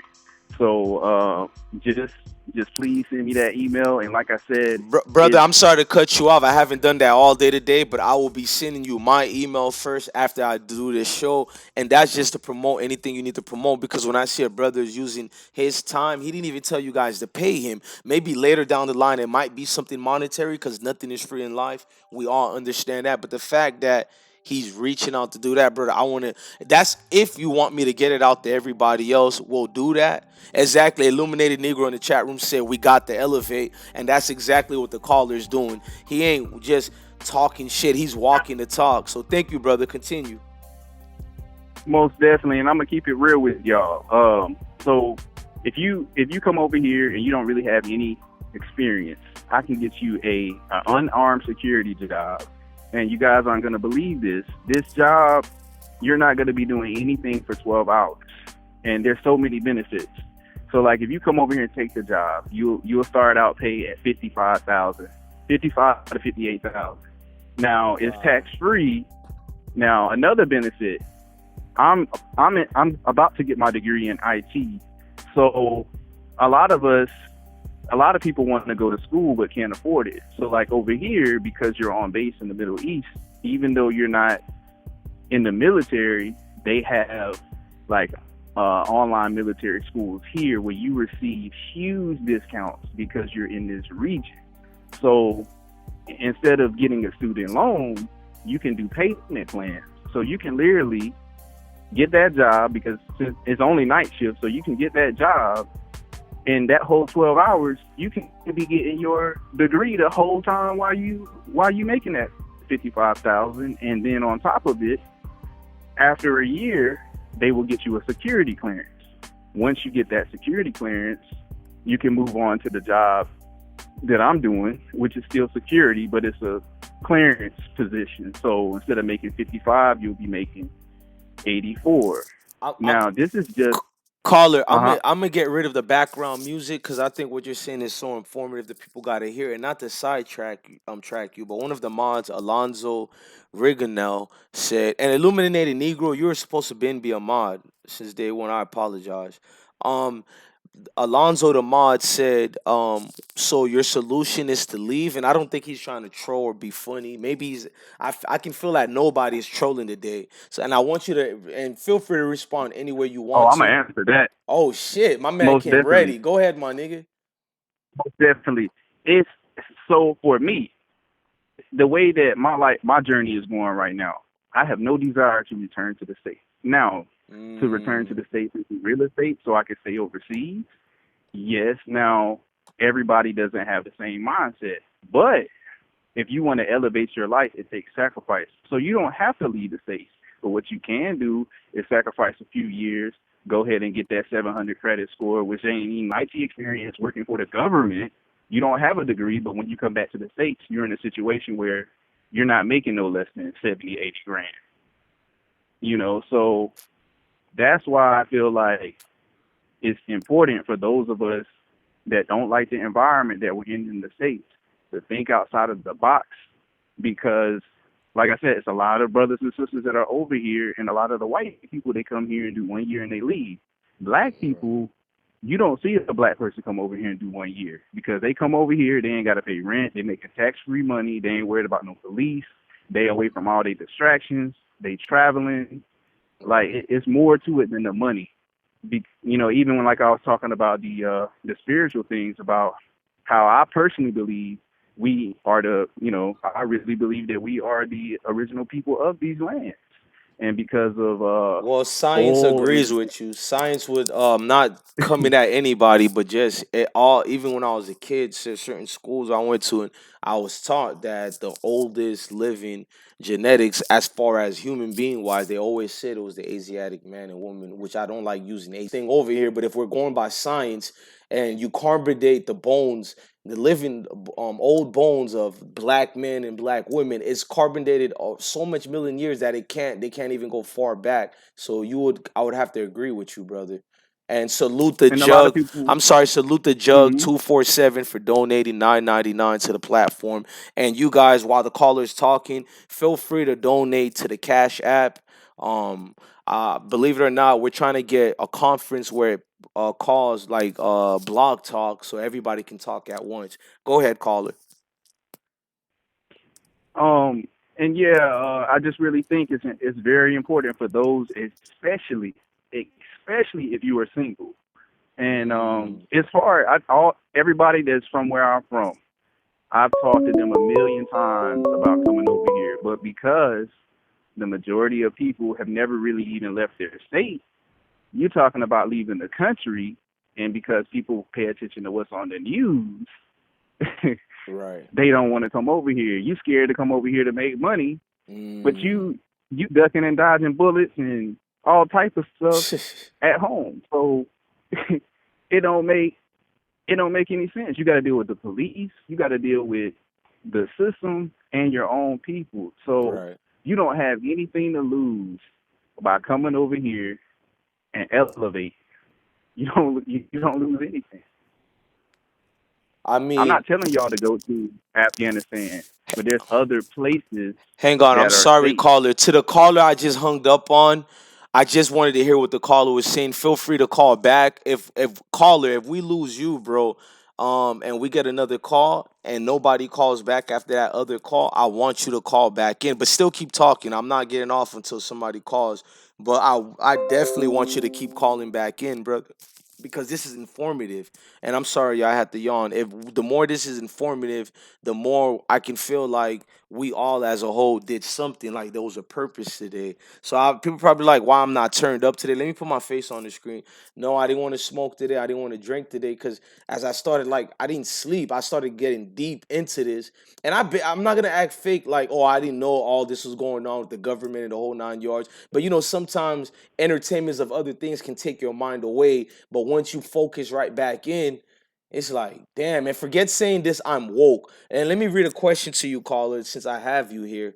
I wanted to be more, okay, we know about Mm-hmm. the, as far as people getting into cities like Los Angeles or my neighborhoods, your neighborhoods, and we're trying to bring up a unity, but the minute we try to bring up a unity, we're so much of a shallow group of individuals. I'm talking about melanated people as a whole. We're so weak and fragile and frail that it's so easy to infiltrate us.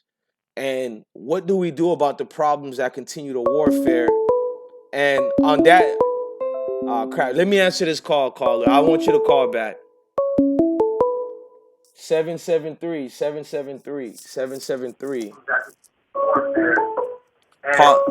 I'm gonna need you to pause your background, bro. I want you to call back. 773. Yeah, what's up? Could you pause the background, bro? All right, I'm good. Nah, there's still a feedback. Yeah, what's up? Caller, I'm gonna have to hang up. Caller, call back when there's no feedback. Like, you guys, I don't mind y'all rock out.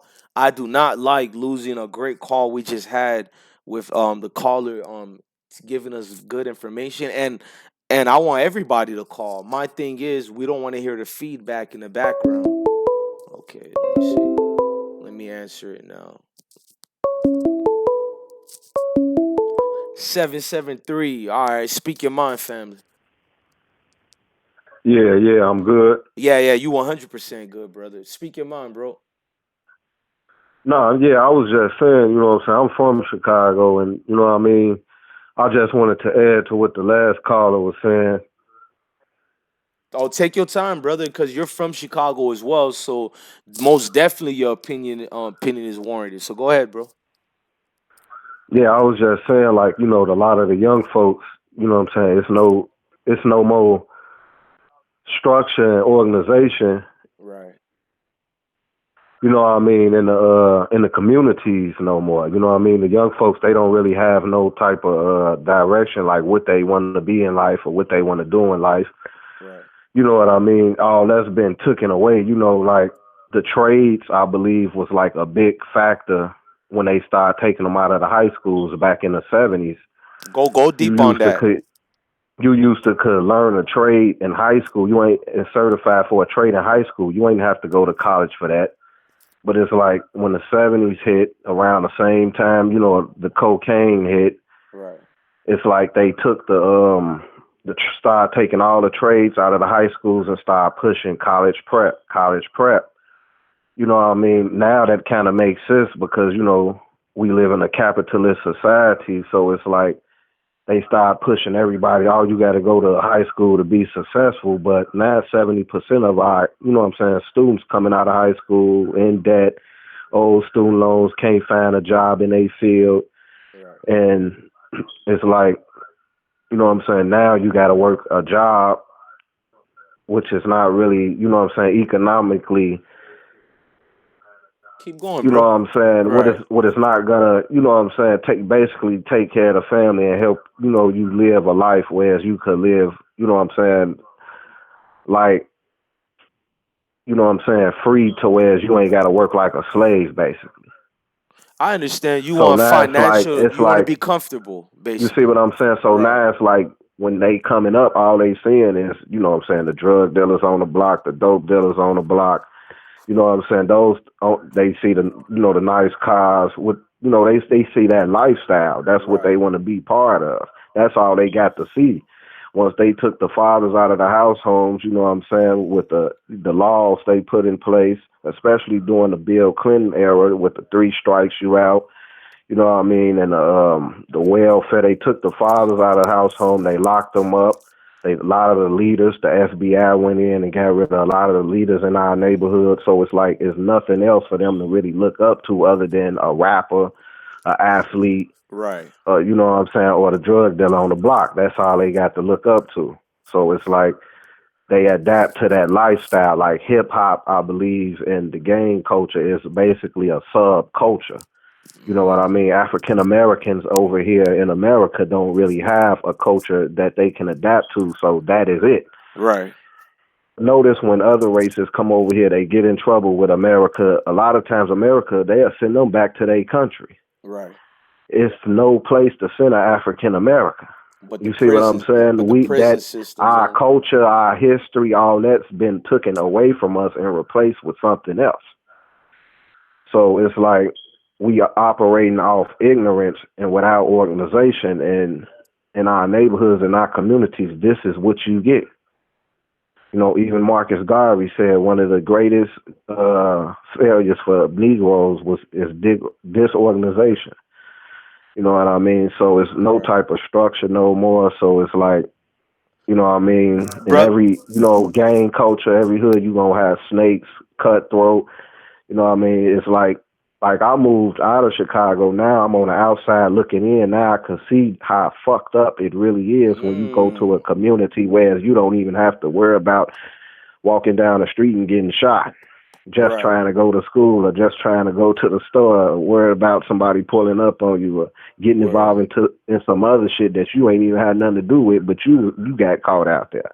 Right. You see what I'm saying? So it's like when you on the outside looking in, you get to see the difference. It's a big difference, and I ain't trying to take up too much time. I just want to throw that out there. No, like, brother. All opinions are appreciated, brother. So just keep. If no other call comes yet, just because this is a call-in hour, so you keep flowing, bro. If no calls come in, just keep going, bro. And you're from the city, and the fact that you're not being biased. You know, you're just being very honest with that. That's all I want, man. I don't like. Look, man. I know I be on my nigga shit every day, but these one of my rarest best lives I had today. Cause look how everybody in the chat acting, and look how y'all giving informative opinions. Now I want you to answer a guy in the chat room, one of the mods, Alonzo. Alonzo say, but can you honestly name a time when things were good in Chicago?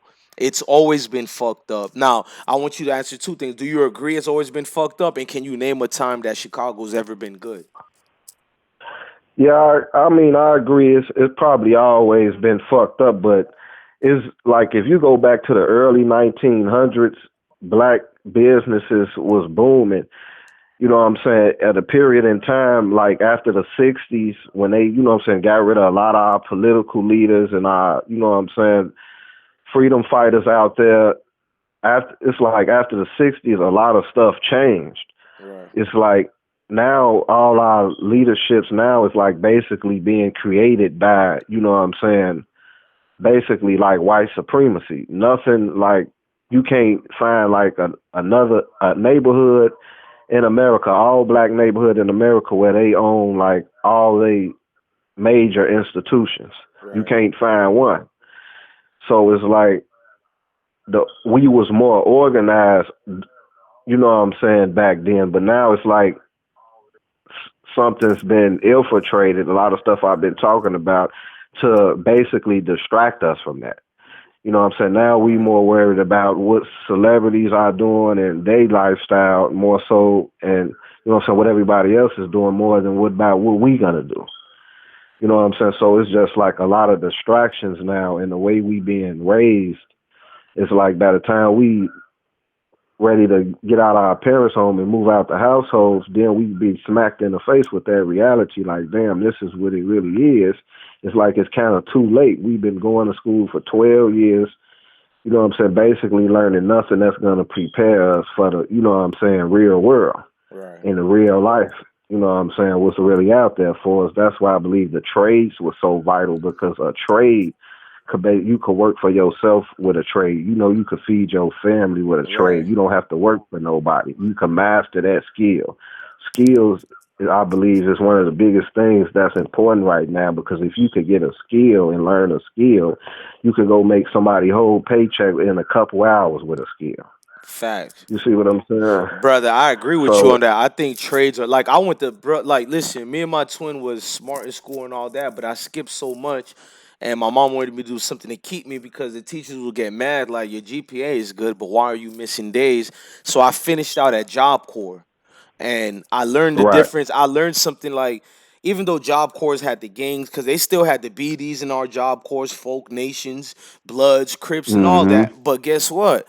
Niggas was out there learning masonry, electricians, and all Yep. that. And you think you don't learn nothing out there. The day you leave there, you like, oh shit, I actually know how to do electrical work like that. My nigga, I know how to do mason. Like, you literally learn, like you said, it's like teaching a nigga how to fish so he could eat tomorrow. Now you go to these school systems, because I've been to several colleges, bro. It's nothing but a financial gain for the so-called other people. It's not for you at all, because you end up in debt Exactly. and you end up hungry. So that little piece of paper now has put you in deeper problems than before, where you just sat at home all day. So it's like you putting people in the situations where I'd rather just get lazy, sit home, and wait till I hit a lick, versus trying to do it the Yep. right way and end up still owing a. How did I end up going to college to get a bag and end up owing a bag?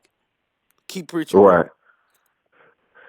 I mean, yeah, you're right. I mean, see, with the skills, it takes, you know what I'm saying, basically goes against capitalism. That's why they, you know what I'm saying, had to get rid of it. It's not that it's not available, it's that they not pushing it.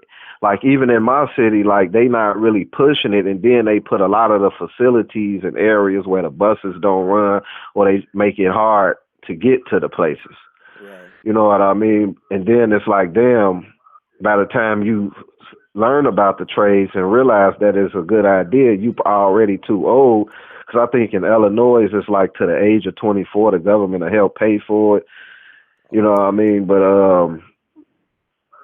with the trades, you know what I mean, it could give, you know what I'm saying, people another, you know what I'm saying, idea. It's ironic that they tried to make Job Corps look like it was for dummies. Right. You know what I'm saying? And going to college was the smarter thing. But now, you know what I'm saying, it's the reverse now. You know what I'm saying? They try to make the trades look bad, but you got doctors that work in the same buildings that were built by tradesmen. Right. In fact, in the You know what I fifties, mean? the only thing that was prospering more in this country was the trades, such as in the 60s and 70s. It was not until like the 80s and 90s we know we had Sally Mae, but Sally Mae, the evil lady that she is, I know it's not a lady, but I'm using Sally Mae as a lady, and she's gonna recoup all her funds from you. She's gonna let you get some money to go to this school, and then when you can't finish paying it off, they're gonna start taking it from the little job that you could have left to take to the point they take your dignity away. So you're telling people that school is the outlook. No, I actually want people to hear more of this other perspective. There's nothing wrong going to college, but as far as learning a skill set to provide for you for the rest of your life, I think everybody, even if you're in college, everybody should also learn a trade. I mean, god damn, they don't preach that in schools no more. Trades are highly important, bro. Yeah, like, I'm not, like, if you know you really can't afford it, you know what I'm saying, and you got kids and thinking about sending them to the college, at least try to get them to learn at least 2 trades before you send them to college. That way, even if they still go to college and come out and can't find a job in their field, they know they can All right. always fall back on them All trades. right. Salute to you, caller. I'm gonna answer the next call. 612. Thank you for that last call we just had, man. That was a great caller. No bygones, bro. I have to let everybody in the room. Caller 612, where you calling from? I'm from Minnesota, calling from Minnesota. Salute to Minnesota, brother. Can you speak on the situation or tell us what you want to talk about today's topic? Yeah, I know, shit, just from living the life, you know, so I'm from 93rd King Drive in Chicago, you know what I'm saying? So, you know, it's back in the days, you know what I'm saying, like, I don't know, it's totally different now. Ain't nobody wanna listen, you know what I'm saying? I go back to the city, I got a lot of young dudes I talk to, you know what I'm saying, and I'm 31, so it's like I'm an old head, I'm an OG when I go out there and I be like, I ain't even did nothing, you know what I'm saying? But to survive, like, and go through certain things in your life. You know what I'm saying? Like now I'm changed. Like now I work. You know what I'm saying? When I was in Chicago, I sold drugs. Like you know what I'm saying? I wasn't positive. Like my mind, like I couldn't expand my mind. It was just so, you know what I'm saying? So much other stuff to think about, like survival. And you know what I'm saying? How I'm gonna get my next dollar? How I'm gonna feed my daughter? You know what I'm saying? Like stuff like that is real life. And people don't even understand. Like you know what I'm saying? Like a lot of people lost. Put it like that. You know what I'm saying? A lot of people in Chicago is lost for the simple fact that don't nobody wanna better their life. Don't nobody wanna, you know what I'm saying? Like it's a lot of people there that could get help, you know what I'm saying, that's getting help, and that's it. And that's it. That's where it fall at. You know what I'm saying? Like they don't take the help and make it their own and you know what I'm saying, try to prosper with it. You know what I'm saying? They just use it and keep using it and keep using it. As far as the guns, you know what I'm saying, like it's hard to explain because I always tell, you know what I'm saying, somebody like you gonna need a gun legally in your home, you know what I'm saying? Like as far as that, like going on the street trying to kill people, I was doing the same thing. I'm not judging nobody, you know what I'm saying? Like, you know what I'm saying? I used to do the same shit, but it's like where do it end? You know what I'm saying? You know what I'm saying? Like on some real shit, like you just gotta expand your mind, man. You gotta want better for yourself. You don't wanna be the next motherfucker, you know what I'm saying, that's laying in the street with his brains blown out, you know what I'm saying, on some real. Like No, you're it's right. a lot of I'm young. playing a video right now of, and this is an educational video, so it doesn't get flagged. I'm playing a video right now of three of the alleged people who also is involved in the Melly situation being wiped out. Now, this is what people told me, it was not over a Right. cigarette; it was involving the Melly situation. But I'm not gonna go deep on that. This live is more about to stop the violence, and it's to clarify things about the Melly situation. And to people coming in, you just want to know about who killed Melly. Rewind the video and stay tuned for Monday as well. But go ahead, bro. Yeah, on that, you know what I'm saying, to me personally, I don't like nobody, like, you know what I'm saying, like, I don't like this person better than everybody, the BDs, GDs, Dirt, everybody make good music, you know what I'm saying? Everybody make good music, and everybody just could sit down and put away, you know what I'm saying? Like, okay, it's too much blood for people to just sit down and want to put away shit, you know what I'm saying? Like, honestly, let's just be real. It's too much blood, first of all, you know what I'm saying? We're going to have to get past that first. Because and back in the days, you know what I'm saying, why people my age could just walk away from shit like this, it wasn't bad blood, it wasn't so much blood, you know what I'm saying? Then when something happened to somebody, it was okay, you know what I'm saying? Like, it was like, if it happened to your ass, it was okay, you know what I'm saying? Like, everybody agreed to that was going to happen to your ass because of a certain situation that happened. You know what I'm saying? Like, now, with the mamas and these kids getting killed, like, old school, like, I'm not even all that old school, but a lot of the older dudes, when I was a shorty, you know what I'm saying, they used to put the kids in the crib, knock on every door on the block, like, yo, get your kids in the crib, you know what I'm saying, it's gonna go down. You know what I'm saying? They ain't finna tell you a lot. Right, you know what I'm saying? But hey, just get your kids in the crib, you know what I'm saying? It ain't right now, you know what I'm saying? Or whatever. You know what I'm saying? But and as far as, you know what I'm saying, and if a motherfucker coming through that motherfucker shooting and shit, and they end up shooting a kid or a girl, oh, you finna who did that? But they had shit to do it, you know what I'm saying? Like we used to play by different rules, you know what I'm saying? Like it was consequences for killing a woman and you know what I'm saying, somebody that ain't had nothing to do with nothing, you know what I'm saying? Like you would either have to turn yourself in or your own niggas finna kill you, you know what I'm saying? On some real shit. Like they finna put you on the platter. You know what I'm saying? On some real shit, like that's just how it went.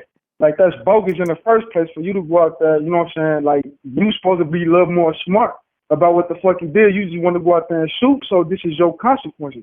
That's not even in the play no more. You know what I'm saying? Like a lot of older dudes like myself want moved away.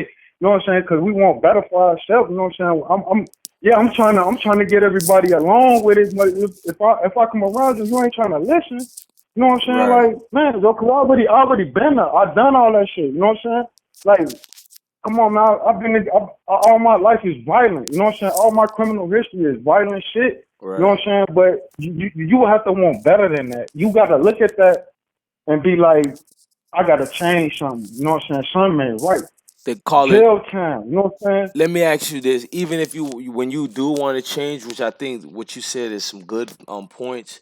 Like on your screen, I don't know if you see the screen right now. Like former Chicago cop exposes criminal cover up in police department, says she feared for her life. Like the gentleman you're looking out there is one of the cops who are the main people in Chicago. That's why I titled it "Dirty Cops" along with Melly. They're some of the main people who are not only allowing access to military style weapons, but they're involved in the crimes. They're basically partners with these youngsters. So when they seen that these cops who are higher ups in the chain of commands of these police stations, what do you have to say to the people who are like, I want to change, I want to do good, but the game is rigged. The game is so rigged that it forces me in it. Now, what you have to say to that?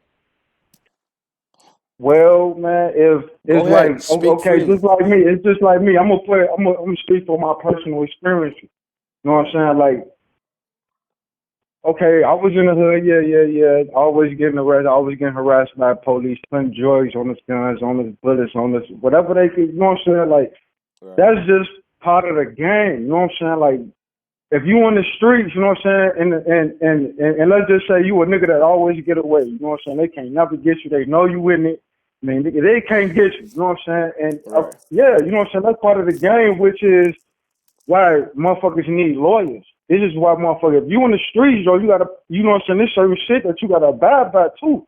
You know, you gotta have your own personal rules, not the rules of the streets, but you gotta have your own personal shit that, you know what I'm saying, like a smart motherfucker going, okay, I'm out here hustling.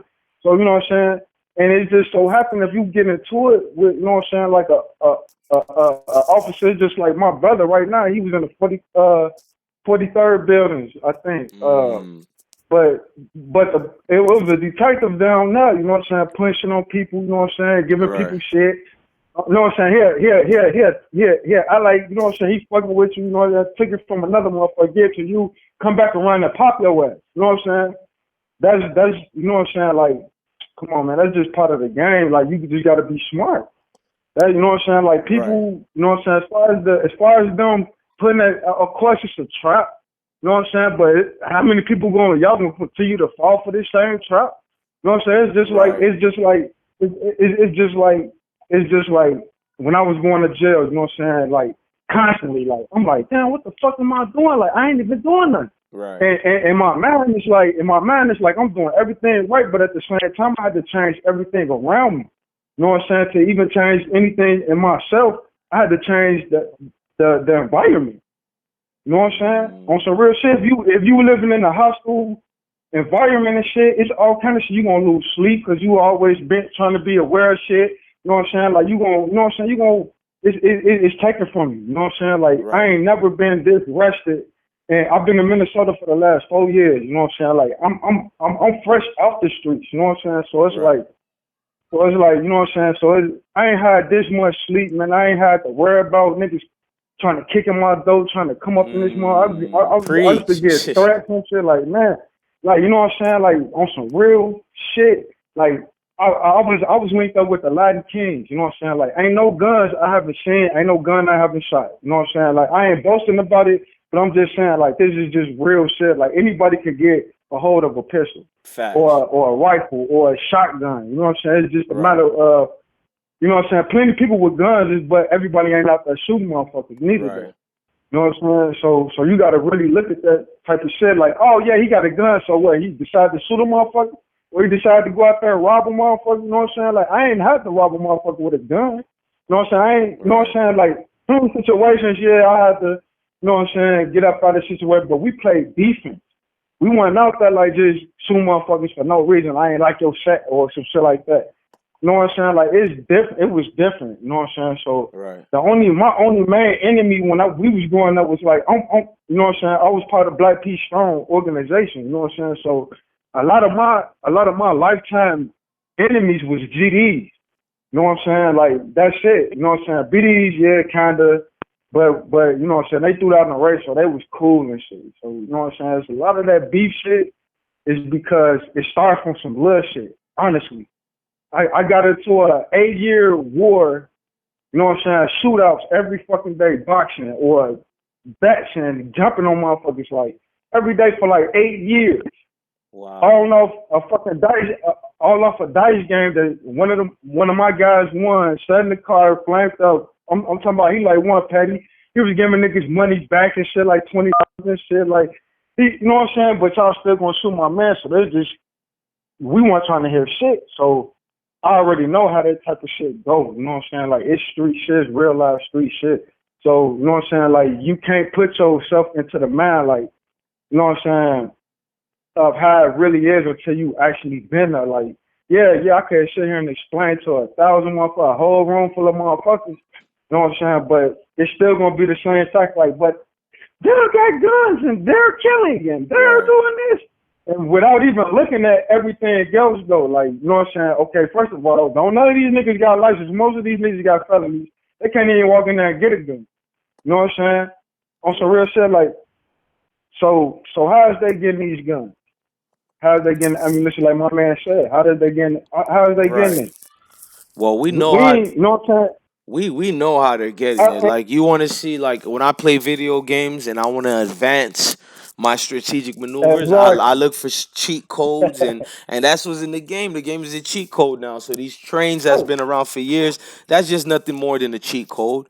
We know what cheat codes do to the game. It rigs the Hey, system that's what I be and saying. nobody wins. That's what I be saying. Right. Hey, when I see, you know what I'm saying, somebody with a fully automatic with the whole 50 shot, you know what I'm Right. saying, I'll be like, that's the cheat Right. code. That's the cheat code. Right. Shit, caller. That's the cheat code. Caller, I got I Yeah. got I got 5 minutes left on the show. Cause we're gonna have a second show in the afternoon. But I wanna get off with you. Thank you for calling in. I want everybody to know stay safe out there. Today is Friday. We normally do a 3 hour to 4 hour show, but I'll keep you guys updated while I'm getting off early. I have a special guest I was supposed to have today, and I'm just getting the email as well. Y'all work with me, man. Y'all listen, man, we want this show to get better and grow. This was a great show today. I want you guys on a Friday, if you guys can. I don't normally do it, and you guys know that. I would like somebody to donate $1 in the show, man. We're trying to get a blog talk going so I can have conferences of multiple of you guys in with no cuts, no edits. So it's not me doing like these other YouTubers asking for 50. No, I mean, donate what you can, man. Don't get out of your means. Y'all got families to take care of. I would never want to do that to anybody. So I understand if you can't donate. I'm talking to somebody who can donate or anybody who can donate, if that might be said. Donate $1 to that Cash App. It's IsmokeHiphop. It's just $IsmokeHiphop. That's all you got to do. Donate to the platform. Show some love. And if you don't have time to donate, then share the video, comment in the video, come back for more great lives. And we'll turn up for the monkey shit. You know, I'm down for the monkey shit, but you need balance. Salute to Jordan Live. He once said that once on the show. You need balance, and today was a great balance to display virtue, letting everybody get their rocks off. And I'm honored by all my mods, honored by everybody in the platform, even if you're not a mod. Give me time, you'll probably be a mod too. All I gotta do is just get comfortable with you. You'll be a mod. You don't have to worry about action. Ask anybody who became a mod.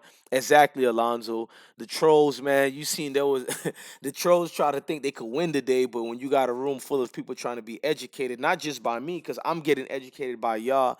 I mean, along with y'all. So I don't want to act like I'm teaching y'all. I literally had to sit down and study all this.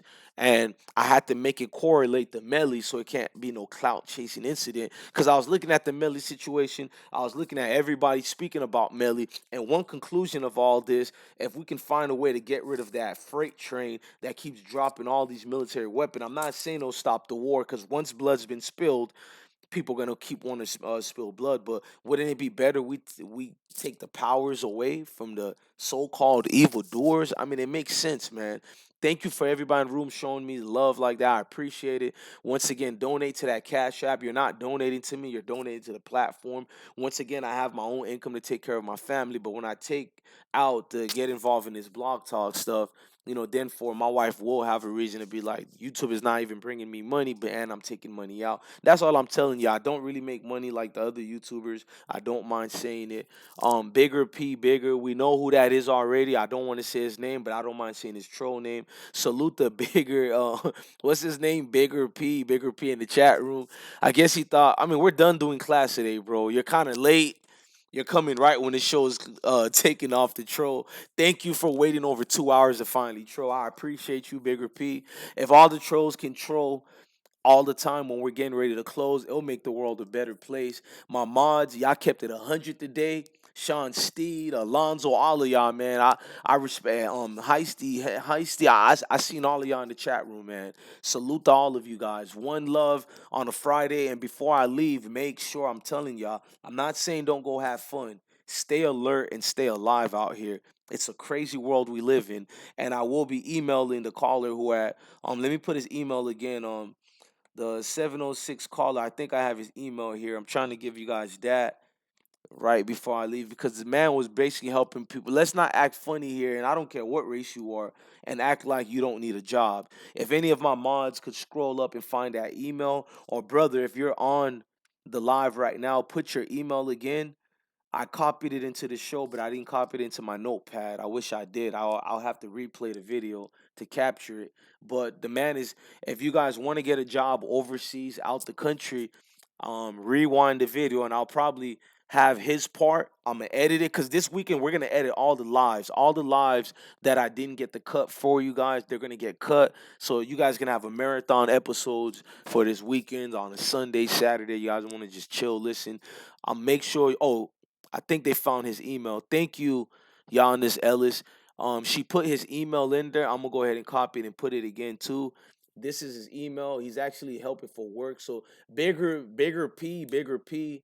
I know you want to troll saying shut up and all that. It looks like you need a job, brother. So instead of trolling, put this email down, brother, and I'm probably gonna email too. Shit, who can't use a job? I ain't gonna even lie to y'all. If I can get a good job, I'm still gonna join there. You a G, holla at me. I'm not hollering at no grown man. I'm a grown ass man. You a G, holla at me. No, bro. What I want you to holler at, Bigger P. We see. I'm not gonna block you. I'm gonna just keep putting you on timeout. We don't block niggas over here, but we're gonna tell Bigger P and everybody in the family in the chat room the email I just dropped. Make sure you email that individual and make sure you guys go. Man, let's not try to act like we're better than everybody. Everybody needs a job. Everybody needs a helping hand. And let me tell you guys, I've lived overseas in the military. Them contractors, when I tell you they live nice, they live nice, and the money that they get paid is not taxable. You know what I'm saying? Like you get a whole lot of it. You get everything you want over there anyways from the company itself. On top of that, you get to save money out the ass.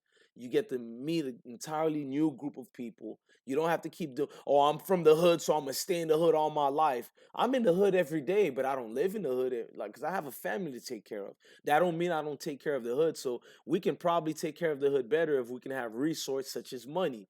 And it takes money to do anything. It's not that people are begging. So if you guys want to get money for it, let's say there's some people who didn't even have the funds, they're probably like, man, I would love to donate to the show, but I don't have any type of income. I feel you, brother. Hit up this man's email, and he says he's only taking professionals. So be professional. Let me put that email one more time in the chat and try to help your family out. For once in your life, maybe you need to take that first step, and maybe that first step can possibly bring brand new things to your life. And on that note, donate to the Cash App if you can, and come back for another great live, man. Love your family. Let me go to my face. Love your family. Love your kids. Love life. And love your family. Love your kids. Stay blessed. These are the three core things that's going to bring you stability to your life. I know it was a different life today. We got to be professional sometimes. And I'm going to be honest, man. Pray for me that I come back on live and I'm not dead somewhere. Just like I'm going to pray that you guys come back and none of you guys are dead, because I like this type of vibe. And we had a lit show today again, and I'd like to thank all of you guys. Peace and love,